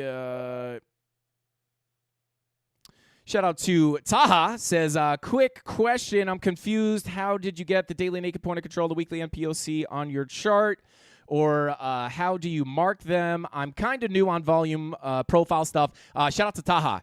Watch through the beginner series on the channel.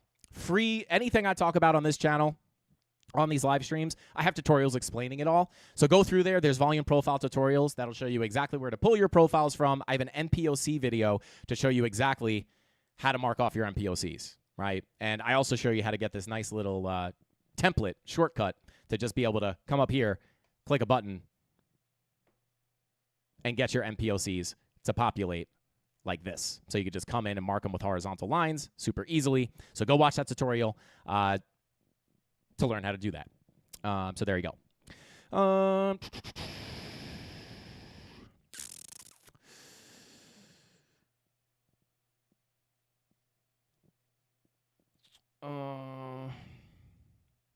Shout out to Boss said death by boredom / 1,000 cuts market. Yeah. It's I mean, even these moves, right? Like this long position that I took at 85K, right? The plan for this trade on the volume profile was very simple. Oh, I'm like, where's my range, right? Deviation below the low. I saw my confirmations, right? I have multiple confirmations, but we just, just for example, you have some bullish divergences down here. I know this is undervalued price action. I know that's where I have the highest probability for a long. And again, if this doesn't play out, am I going to get wrecked? Whoops. Definitely wasn't short there. Whoops. Right? If I get the plan for that trade, simple volume profile rotation, super high probability, right? If this doesn't play out, guess what? Am I going to get wrecked? No. I'm going to take a very small loss, right? Obviously, more often than not, our trades will play out in full. But we take losses too, right? But when your losses are this small and your wins are this big, right, over time, the losses don't even matter, right? You could lose 5 trades in a row and then one winner, and not even to mention winners that can run. One winner can cover those small losses plus profit. That's what stops most people from making money over time, right? There's their $1,000 account. They gamble on one move, no stop loss. They wreck their account in one trade. If you're risking 1%, you could take 50 losses in a row, and your P&L will look like this. And losing 50 times in a row is, in my opinion, dang near impossible. But it's like small loss, small loss. Oh, you got a TP1, back up, small loss, small loss, small loss. Full trade play out, small loss, small loss, small loss. TP1, small loss. TP2, small loss, small loss. Winner, that runs, right past your last TP, you hold a portion of the bag, and it turns into a swing trade. Small loss, small loss, small loss. You took way more losses than wins, but you're still making money over time, and the only way to do that is to manage the risk. That is the secret to trading, guys. There's no secret indicator. There's no secret setup. There's no secret person that can tell you when to buy and sell and make you money get you rich overnight. If you are not going to manage the risk, right? You have to manage that risk. That is literally the secret to trading. You could have a terrible win rate. Obviously, you want to try to have a high win rate. It's also important, right? Having good TA is also very important. But if you could have the best setups, the best strategy, the best levels, it doesn't matter. If you're not going to manage the trade and you don't manage the stop losses, you're not going to make money. I was really good at TA and had really good strategies. It was still losing money at some point, right? Because I just wasn't managing the trade. If I never took profit on this, if I never took profit on this long position, which I already have my profits locked in, I already have my stop loss to break even, right? If I never take profit here and price just comes back down and I have no stop loss, yes, this was a winning setup, right? But I still lost money because I didn't manage the trade correctly. But, I mean, this has been brutal, right? Like, enter long, looking to go above the POC, hold the value area low, and come up to the value area high for the full play of that setup. And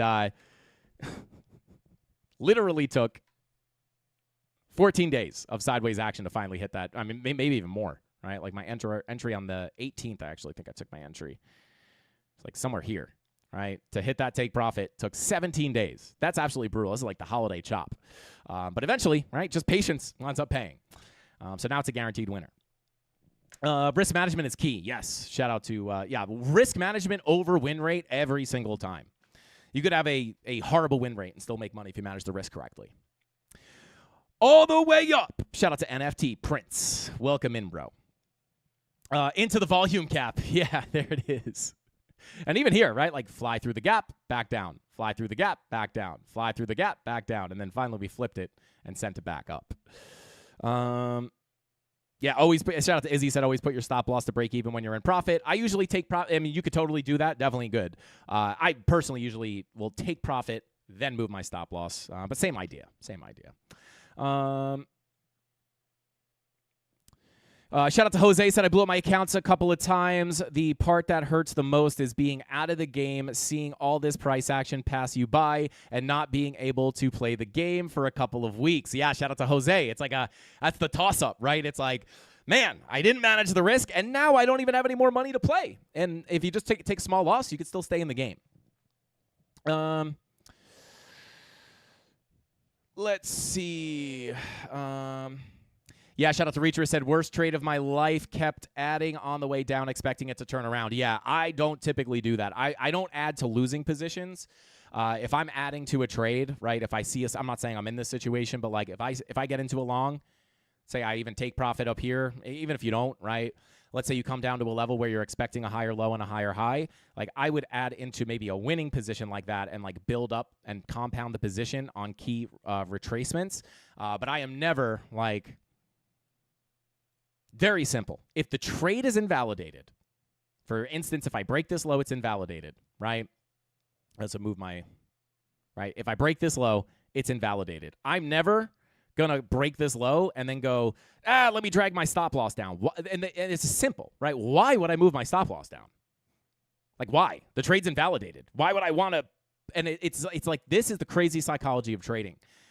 Why would you move your stop loss if the trade is invalidated? Like, would you ever enter a short when you want to long? No. So if your trade's invalidated and the idea is no longer going to happen or you're not expecting it to happen, why would I even want to move my stop loss down? Because if it gets invalidated, the anticipation is my idea was wrong, which the thought was it's going to come up, right? If like breaking this low invalidates that idea, why would I want to add to that? Or I mean, I'm not going to say that you can't add into a position like early, and you can add to a losing position, but never in that context where it's like, oh, now I'm losing, let me stay in.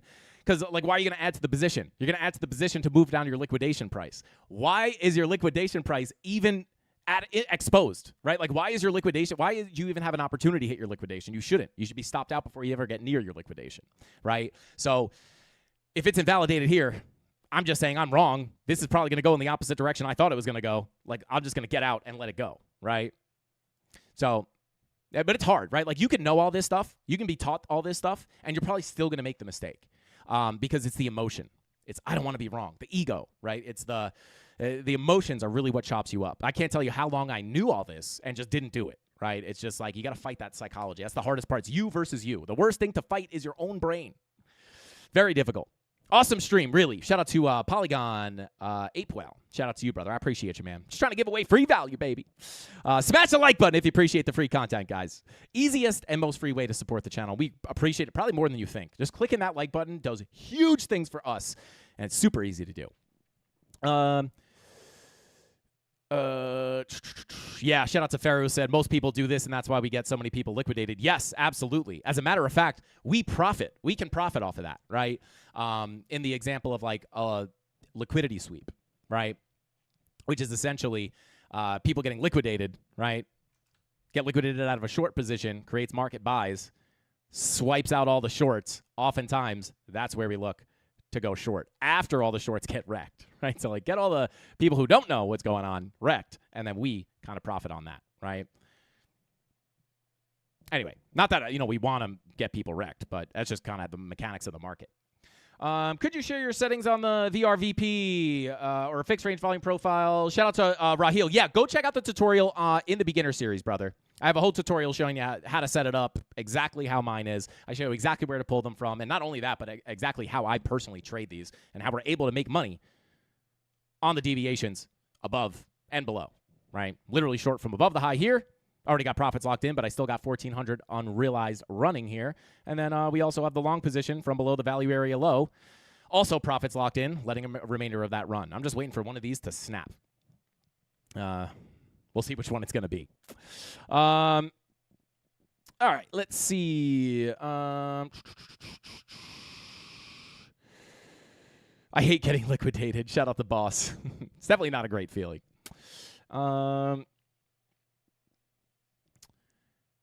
I really need to learn patience. Yeah, that is probably the number one thing most people need to learn is the patience. Not only the patience to let your trade play out, but also the patience to understand that there's not always a setup, right? And the patience of like, the market's really difficult sometimes, right? Like you could have a confirmation down here, go long, right? Like, like nothing's ever perfect. Like you could look at all the diagrams that you want. You could watch all like the bar replay, like I could show you examples of like perfect swing failure patterns.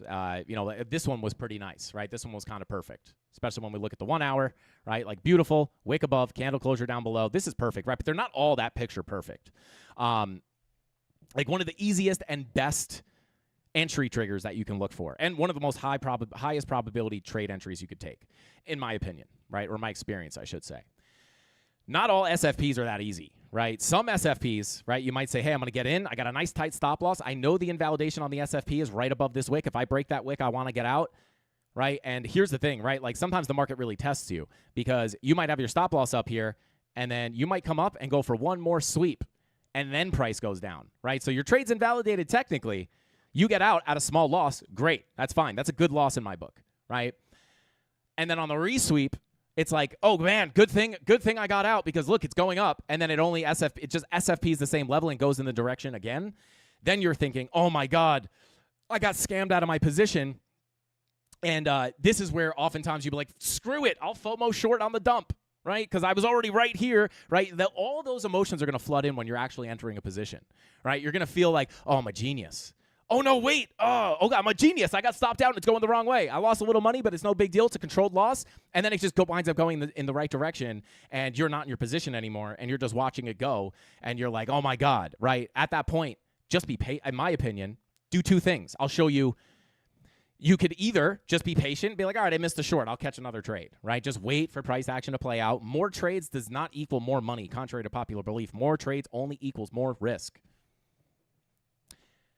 But what are you going to do, right? You're going to, oh, my God, now it's dumping. I missed it. You're going to FOMO short. You're going to get cooked again.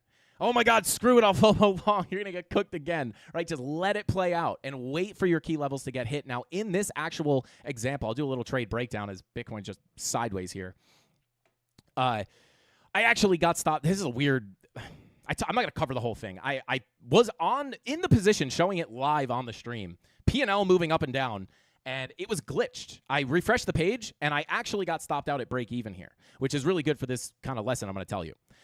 I got stopped out here, right, technically. Now, of course, when I was live, we were down here, and the trade was up massively.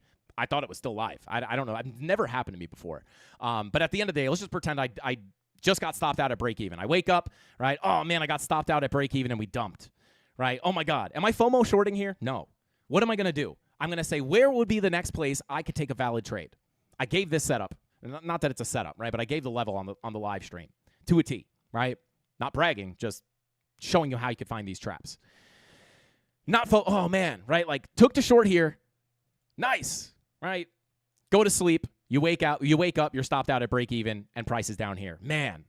Now, am I just going to, now this trade is out.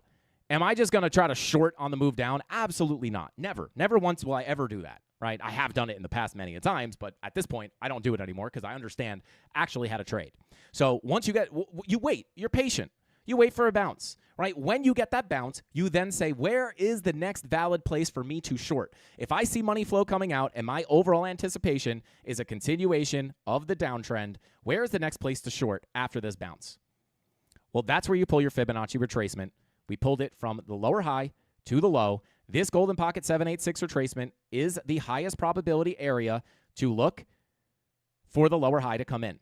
And of course, you're only looking for that because money flow is coming out, right? Just trending down, telling me the trend is going to continue down. So I'm not, and it's painful, right? I'm sitting here like, oh my God, I got scammed out of that position, and now it would have been massively in profit. My entry was good, unbelievable, but you're not FOMOing in here, right? You wait patiently. We're bouncing. We're bouncing. We're bouncing. You set the alert. You're not even looking at the chart. Beep, beep, beep. You come into your Fibonacci retracement. This is now the place where I know a lower high is likely to form for the continuation of the downtrend with money flow coming out. The reason I'm looking for the lower high is because that money flow is coming out. So I know that's the place. I am only willing to look for the short on that Fibonacci retracement. Push into the level, and this is literally what I did because once I found out that I really was stopped out at break even here, even though the exchange said I was still in, I set this level, gave it on the live stream. I set my alert because I didn't know until after that live stream that the trade was actually stopped out. I set my alert here, price pushed in. That's where I took my second short position. So technically, my short isn't even from this SFP. It's actually from the 786. Right, so that's actually technically the short I'm holding right now. Still the same idea. Deviation above the high, back into the range. But there you go, right? That's how you can kind of fight those emotions, right? It's, my brain goes, come on, man, just short it. It's dumping. It's going down, right? But I just know better, right? At this point, after learning and touching the hot stove 1,000 times and hitting my head against the wall and losing money and losing money and losing money and losing money, I just got bored of losing money and then finally figured it out, right? And sometimes it's even more brutal. Sometimes you won't get the full retracement. And sometimes it'll just melt down. At that point, you might look to yourself and say, hey, I should have just shorted here, but over time, you're going to wind up losing money like that. You're better off just letting that play out. But going back to the patience being so important thing, you got to sit on those hands and just let it play out, right? This is missed opportunity. It's none of your business. You could just wait for the next setup. Maybe you can catch another long. Or maybe price comes down and you get another retracement and you find your valid Fibonacci retracement. It comes in there and you're just patient to enter another trade. You're not forcing it, right? You're not going, but I really want to enter a trade today, right? The market doesn't care when you want to enter a trade. That's why people get wrecked. But anyway, there we go. Let's see.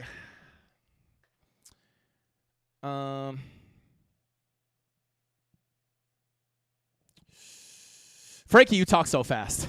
Shout out to Yoshi. I've never heard that before. Shout out to Yoshi. Yes, 100% I talk fast. I'm a New Yorker.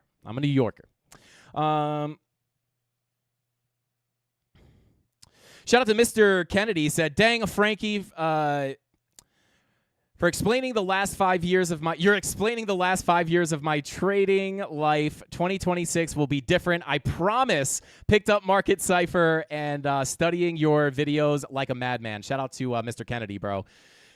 You're putting in the work, bro. If you put in the work and you're able to, again, I could give you the information, I can give you the strategies, I can give you the TA. If you could work on that other 80%, I would say, which is the psychology and, getting those emotions under control, having the discipline to stick to the plan, you'll make it, bro, especially if you're studying. Like, if you're actually watching the videos, taking notes, like rewatching them, making sure you understand, you have to put in the work.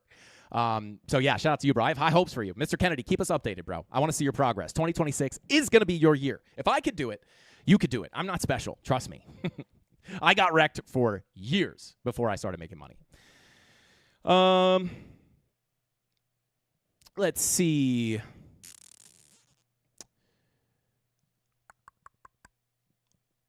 Yeah, people in the chat, get out of my head. Yeah, and the reason, guys, the reason a lot of this probably hits you guys deep is because when I say this stuff, I'm talking to my previous trading self, right? Like my unprofitable garbage trading self. Not that, maybe garbage is rough. I'm saying that to my old self. But if I could just like grab my old self and shake myself and be like, stop looking for a golden indicator. It doesn't exist, bro. Stop looking for the golden strategy. The problem is your discipline. You're not following the plan. You're getting greedy. You're getting scared. You have no plan. I wish I could go back and shake myself. And that's why I'm so passionate about coming on here and explaining this stuff to you guys and sharing with you my bad experiences and, how we actually catch this stuff now successfully, right? Because I was literally in all of your shoes. I was literally sitting there with like very little money in my account, just gambling, trying to get rich overnight, chasing what I thought was possible, which was trying to get rich overnight. And I had to learn the long way through a lot of time, a lot of money, a lot of headache, a lot of stress. That I was chasing something that didn't exist. Maybe I didn't want to put in the work, right? But like it's going to take me maybe a year and a half, maybe 2 years of this before I actually start making money. That doesn't seem worth it. I'll tell you what, it's 100% worth it. It's 100% worth it. I always compare it to college, right? People go to college, they pay tens, if not hundreds of thousands of dollars to go to college. When they go there for 4 years, maybe even 8 if you're going to be a doctor, or 6 or whatever, no one goes into their orientation and sits there and goes, how come I don't have the highest paying job in my field? Why don't I have the corner office on their first week in college, their second year in college, their third year in college? They understand that they had to pay this money to build the skill to eventually then go into the workforce, start at the bottom. No one gets out of college and goes, why am I not the boss yet? They understand they have to start, learn, and then move up, right? But in trading, it's just sold as like a fake get-rich-quick scheme, which it's not. But you could definitely get rich trading. It's just you have to put in work. There is work. A lot of people won't say that. It is, but it's definitely worth it. I can tell you that much. Thank God I didn't give up. Shout out to Mark Dutch. Thank you for the super chat, bro. Says, hot wings are ready, Frankie. I assume you bring your own sauce. Yeah. Shout out to Mark Dutch. Yeah, I got the sauce. I'll bring it over when we end the stream, bro. Thank you. Last time you made wings, they were fire. Shout out to Mark Dutch. I was hoping you were going to share with me, bro. I asked. I didn't see you answer. I was like, man, is he going to eat them all? Yeah, shout out to Lewis. Shout out to Lewis. Appreciate the super chat. I said, leverage doesn't matter. Position size is everything. Absolutely. Couldn't have said it better myself. That's literally better than the way I explained it. It's all about position size. Let's see here. The stock market is the device for transferring money from the impatient to the patient. Warren Buffett, I think that applies to most markets, definitely to crypto. Yeah, 100%. 100%. Volume gap. Shout out to PVC Crypto, also known as Pipe Crypto. I don't know. I'm just shouting volume gap. Shout out volume gaps. Shout out to you, brother. Shout out to Jose. Says there's almost nothing worth doing that's easy. If you want to be a good fighter someday, you got to take your lumps. 100%, bro. I've compared this because on top of trading, I've done tons of other online businesses that are very similarly sold as get-rich-quick schemes. And the ones that I actually made money with, they weren't a scam. The people who would sell it as a get-rich-quick scheme was a scam. If they had just told me, this is kind of how I base my channel and my education here, is if the people who were saying you could just, get rich selling on Amazon with 1 hour of work a day, no, that's not true. Right? Maybe once you have the business built out after years of really hard work and 15-hour days, eventually you can get to that level. But they're making you think if you buy their whatever their course or whatever it is, that you could just get in there and start making money with 1 hour a day. Just use critical thinking skills, right? Like it's like if this was real, and it's like it preys on people's desires, which I think is like disgusting. But Like, just think to yourself, like, if this was real, wouldn't everybody be doing this? Wouldn't everybody be rich? Now, the thing is, I wound up actually making money with that business model, but for me to get to the point where I was making money was way harder and took way longer, and there was way more of a learning curve than the people teaching it were willing to say to me, right? And if they had just told me, hey, don't do this if you don't want to put in the work. You need to put in a ton of work, and it's going to be really hard. They should have just told me that, because then I would have made progress a lot faster, because I would have spent a lot less time being frustrated that it wasn't happening so fast. I would have just been like, oh, this is part of the process, right? If I extended my time horizon, it would have shortened my journey. It's the same thing with trading. If you understand that when you go into trading, that even if you get lucky in the beginning, you need to learn, right? You're probably going to pay your market tuition. That's what they call it, right? You're going to have to, people pay money for college. If you want to learn how to trade, you're probably going to have to lose some money in the process, making mistakes and correcting them. If someone told me that in the beginning, I would have been like, oh, I got liquidated. I'm making a mistake. Let me change it. Instead, I was saying, what the heck? I got liquidated. This indicator's broken. It just and then once I extended my time horizon, I said, I'm going to give myself 2 years to focus on the process and following the system, growing percentage-wise. I don't care about the money for 2 years. I don't care. That's when I started seeing progress. It wasn't an indicator. It wasn't a signals group. It wasn't a strategy. It wasn't some secret technique. It was just the fact that I extended it. I told myself it was going to be hard. I gave myself time to stop paying attention to the money, right? And guess what? It wound up not taking 2 years, right? That was already like pretty deep into my journey. It didn't take another 2 years. That's when I finally started getting quicker progress, was because when I got stopped out, I said, okay, cool. I got stopped out. What went wrong? Was it a good trade that just got stopped out, or did I do the TA wrong? And I also wasn't getting wrecked. I was just like, oh, this is part of the process. I know I'm going to get stopped out. I know I'm not going to win every trade, but I followed my system. That's a win. And then that's how I started slowly making progress. This is sauce. This is secret sauce, low-key. Anyway, let's continue on. Yeah, trust the process, 100%. It's brutal. It's brutal, guys. It's grueling. It's like, but yeah, the only get-rich-quick scheme that would have worked the last 3 months is buying as much DDR5 as possible. Yeah, shout out to Boss. Tony D was telling me that yesterday. Like, DDR5 is skyrocketing.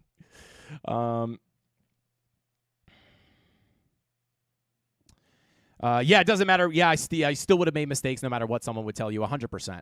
That's why I try to say, like, you can learn this stuff. You're going to know that you shouldn't FOMO in here, right, on a short. You're going to know that.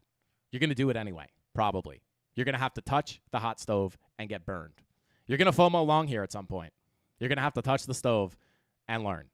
Eventually, I got sick of the same thing happening. I didn't even get sick of losing money. I just got sick of like doing the same thing and getting the same result. That's what really forced me to change.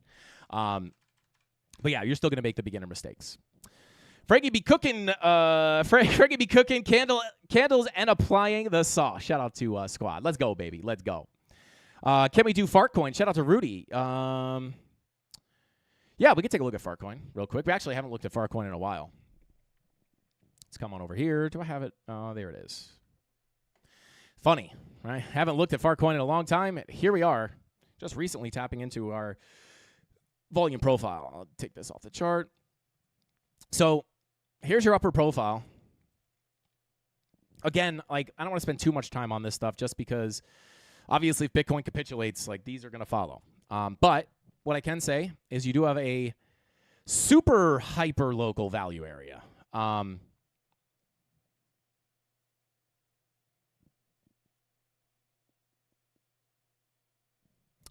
Yeah, I mean, I would say this is probably the level. Let me come on down to a lower time frame. Yeah, I mean, you got your money flow coming out here on the it looks exactly like Bitcoin, right? Like 2-hour money flow coming out. Your 1-hour money flow is already in the red. 3-hour money flow attempting to come out. Red dot looking to print. 4-hour red dot looking to print. This is, I'll give you the key levels here. Value area low sitting at 43 cents. Right now we're rejecting this. Already bearishly retested it, but if you could reclaim this, I could say technically the doorway to the POC at about 51 cents is open. And then, looking at the daily, money flow also attempting to cross into the green, very similar to Bitcoin. So if you could, this might fake out, but if you can get this to somewhat stay in the green here and come up into a bigger green wave, I would like to reclaim that value area low to open up the door to the POC. But other than that, right, value area high sitting at 58 cents. It's like you're just hanging out below your volume profile here. You could maybe pull this. It's really wonky. But here's your local profile. So upper profile between 43 cents, POC at 51 cents, value area high at 57 cents. And then you have your lower profile sitting right here. Value area high, which you're trying to get stuck underneath again. 40.408. POC sits at about 36 cents. Once you lose that POC, I'm always naturally going to be looking for a rotation to the value area low at 27 cents. But my bias here is like very similar to Bitcoin.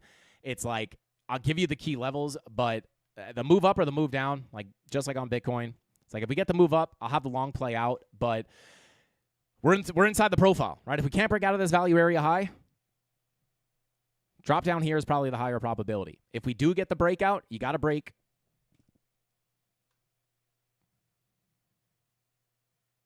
the 786 at 93,271, right? Like that would be the invalidation of the lower high. That's where I'd look for a break of the highs.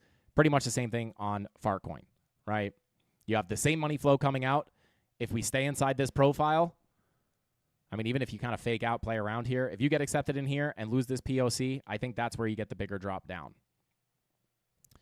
If you get inside this profile, hold it as support, I would look for the rotation up. The only reason, just like on Bitcoin, that I would favor the move down here locally, even if you come back up and play around, this money flow is coming out. I mean, this is the 2 hour. It's not like it's the 5 minute. This 2 hour could indicate that this downtrend is likely to continue. And if you get accepted into this range, I would just be inclined to look down towards the value area low. The line in the sand here for a potential break of the highs would be the 786 at about 45 cents, 0.4528. Get out of here, flip the value area low, snap above the 786. Now your POC is open. Until then, based off the 2 hour, just more local without looking at like the weekly and the daily and giving the macro TA, something like that looks a little higher probability in my opinion. I'm not taking that trade, but that would be what I'm looking at. Let's see, 30-minute. Yeah, 30-minute just kind of wonked out here on the money flow. 45-minute coming up. Right, and this is why I say it's a little bit of a crapshoot, even on Bitcoin, right? Like your 45-minute money flow is coming up, crossing into the green, could indicate an uptrend with your 12-hour green dot looking to print. If I was forced, I don't know. This VWAP doesn't look super strong. Money flow doesn't look bad, but I don't know. This is choppy. All I can tell you is break that 786 that I brought up, flip that. POC is open. Daily money flow still in the green, but locally it's hard for me to say that this money flow would just have to completely fake out to just get you that big move up. I would much prefer, to be more specific, see something here. Let's pull this up on the 4 hour. Yeah, I would much prefer, I'll give you some local levels too. Yeah, it's really hard, right? Because if we lose that POC, like I'm not someone who's going to take a long off that golden pocket or 786. I'd just rather see the rotation down. So, yeah, I'll look for this. Just be cautious because there are mixed signals just like on Bitcoin, but I would still prefer this just like on Bitcoin. If it pops up, like I would just let it go. Because here's the thing, the only trade I can take here is a short. I'm above the value area. I'm pushing into the upper value area low as resistance. Like, this is just not where I would take a long, personally. I'm not saying you can't long here and it can't go up. It's just not where I would take a trade. So when you're trying to get my insight, I would have to be forced to look for a short here if I were going to take a trade. I wouldn't be taking a trade. But if I were, I would have to be a short position, right? In anticipation of coming down to the POC and potentially down to the low. So there you go. Those are the key levels I would look at. You can mark them off. I'll label them here so you could screenshot them. There you go. Let's see.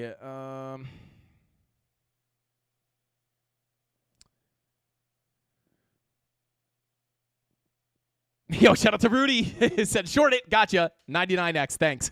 Shout out to Rudy. He's kidding, guys. He's kidding. I know he's kidding. All right, guys. We got some giveaways to do here. Let's give away free money. Bitcoin being kind of boring.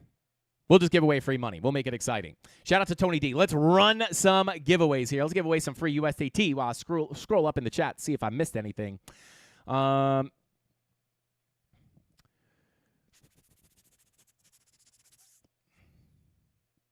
out to Rudy. Can you take it from the top real quick? Shout out to Samela. Samela said, Nightbot, pick me this time. Shout out to Sam. We're rooting for you. Shout out to Coinspirator said, I finally learned how to trade the right way, and now it's stagnant. That's brutal. I know, it's brutal. Patience, guys. To be honest, I mean, if you guys watch, any of you in the premium Discord, you guys will know, like, throughout all this, super inactive. I was super inactive through this, right? It's just super choppy. Maybe it might have caught some scalps. I don't really remember, but it's like the amount of trades I've taken in this range were so much lower than typical, right? Just because not only was the price action chopped up, but like all your money flow was chopped up. There's just like very low probability scenario. When we saw the high probability trades, we took them, or I took them. Long from the low into the value area high. We also took this one. I'm just doing the ones I remember specifically taking for the rotation. Oh, actually, this was on the old range. Bounced off this golden pocket. Wow, it's really kind of sad that I remember all this in detail. Come on. Pushed into this golden pocket. So we took that trade, and then we took the long, and now we're in the short from up here. We took some other ones up in here as well, but, you know, just not like a very sketchy trading environment. A lot of sitting on my hands down here. So even someone like me, right? Like when I just don't see really good when I see really good opportunities, I'll take them. Right? I'll take them. But when there's nothing there, it's just like, I'm going to let that chop out. I don't care. Right? This is also the holidays, which actually played out really nicely because I traveled for the holidays. I had a lot of stuff going on there. Like, I'm not going to sit there and watch the 1 minute chart hoping this long is going to play out. You would have been sitting here. Like, it would have been like, it's like a fool's game, right? It's like, oh, what's going to happen? What's going to happen, right? And new traders like to just watch the 1 minute. They want the action. It's like, you know, at this point in my trading career, it's like, I have the ability to just like enter the trade, set the stop loss, and like go live life and like have the freedom that trading offers, right? I'll either get the notification that I got stopped out or I hit take profit. So anyway, let's see here. Shout out to Tony D, dropping the USDT winner. Shout out to Jay Violet. Let's go. Shout out to Jay Violet. You deserve it. You've been here for quite some time. Shout out to Sniping. Rudy getting the giveaway. Shout out to Rudy. You deserve it as well. Anxious Trader, Humphrey, Arkham Knight, Zini, or I like to call them Ziti. We love Big Ziti over here. Shout out to Full Dash, Prestige Sound, NYC, and Gen Z. Let's go. We got some premium members in there getting the giveaways. Let's go, baby. Let's go. Congratulations, guys. Hit that free Discord to get your, go to the Help Center to claim your free prize. I'm in the short, brother. Should I hold or close it, please? Shout out to Mason. I can't tell you what to do with your trade, brother. I would need more information if I was going to tell you what to do. But if you, you have to think, right? What is the plan for the trade, right? All I can do is tell you the plan for my trade, right? But if my entry's from up here, my plan is I already have my profits locked in, my stop loss to break even. The eventual next target for this trade, let me pull it up over here, right? If we lose this daily naked point of control and just in general can't reclaim these key levels, my next target for that trade is going to be sitting around, I would say, 88 to 87K down to the POC, right? Just to keep it nice and simple from a volume profile perspective. Of course, we have local levels in there. But what is the plan for this trade? Get in. If we can't get out of the volume profile, looking for the next likely place for price to go to be that point of control. That would be my next take profit. And I am looking at this as a zone down to about 86K, right? Eventually, if we get the full fill, I'd be looking down to go to the value area low. So I don't know where your entry is, right? If you're short from here, if you're short from here, if you're short from here, if you're short from here, I don't know, right? So I don't know where your entry is. I don't know if you've taken profit yet. But even if I did, right, I can't tell you where to, if you wanted to, you could just hold this. Maybe it breaks down. But I could just share with you my plan, right? I'm short from somewhere up here. Actually, it's like right here. Right, my stop loss is at break even. Profits are locked in. If I get stopped out, right, like I'm not going to close this trade until I hit my second take profit or I get stopped out in profit. Those are the two things that are going to happen to me. One of the two things is going to happen to me. I'm either going to get stopped out in profit or it's going to continue to play out and I'm going to hit my next take profit. So that's what I'm doing.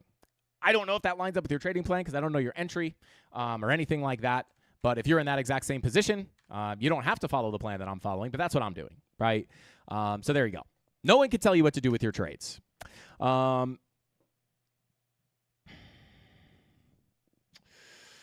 Let's see. New York talk. Shout out to Rudy. Let's go. 90% plus nothing going to happen until Monday. 90% plus chance nothing's going to happen on Monday. I hope not. I hope something happens. But if something crazy happens, guys, I'll drop a market update or go live or something over the weekend. I'll probably drop a market update, to be honest. But until then, you guys have all the key levels. If you just tuned in, scrub back to the beginning of the stream. We kind of got derailed today. But we covered most of the sauce in the beginning of the stream on Bitcoin. But pretty much the same plan as yesterday.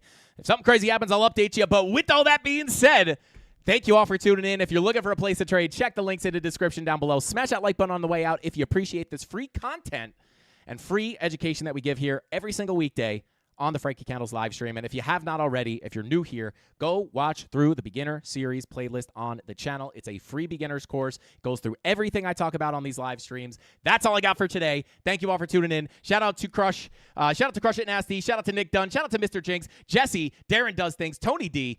The mod's holding it down. Shout out to Danny Boy. Upgraded something. Shout out to Boss. Shout out to Nico. And last but not least, shout out to Carlos. Thank you guys for being here. I'll see you tomorrow. I'll see you on Monday. Have a great weekend. Be safe. I want to see everybody back here on Monday. Don't drink and drive. Don't text and drive. Wear your seatbelt. I will too, as I'm hitting the whoosh, That's all I got. Hasta pasta. Frankie Candles out. Bing bong.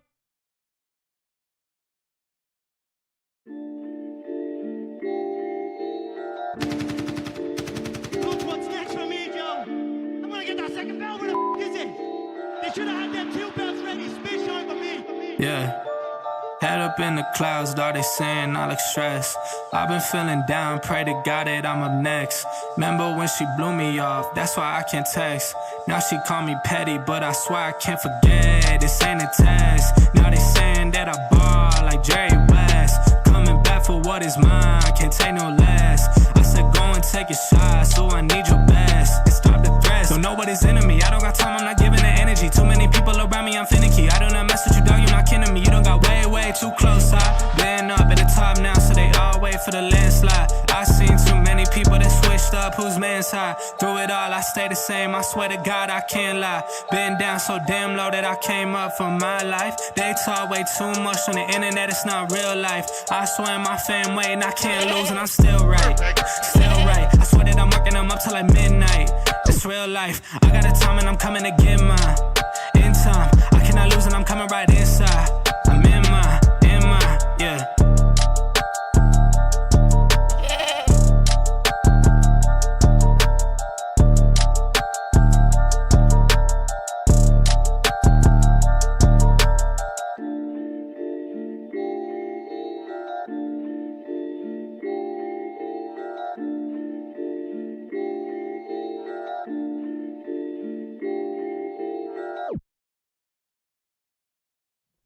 Guys, this is exactly what it sounds like when the car sneezes.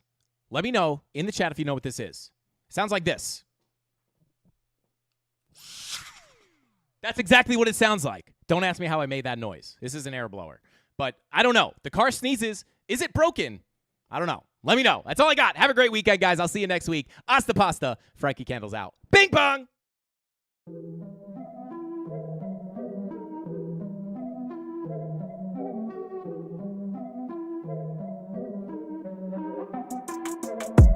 Here we go, at the top of the class on a roll, and it's time to run it up, yeah you know. Maxed out, put the pedal to the floor, ayy, on the road, here we go. Yeah, we winning by a landslide. Never see me coming, I'm a landmine. Yeah, I ain't taking orders in command, like, yeah, you about to see me on demand, like, you know on demand.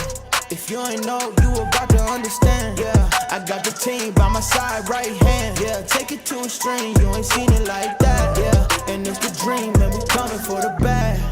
Yeah, and we ain't never going back now. Future expedited, now we on the fast track now. They won't lend a hand, now they see us on the map now. It's time to act out.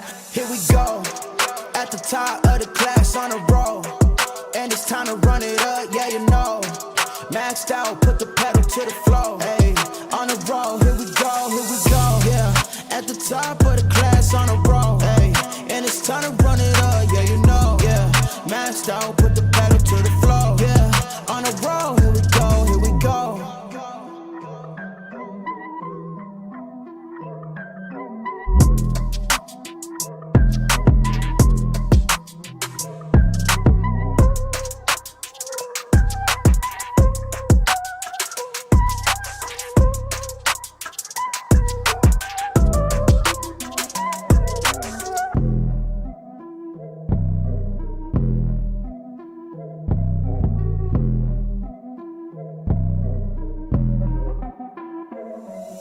we go. At the top of the class on a roll.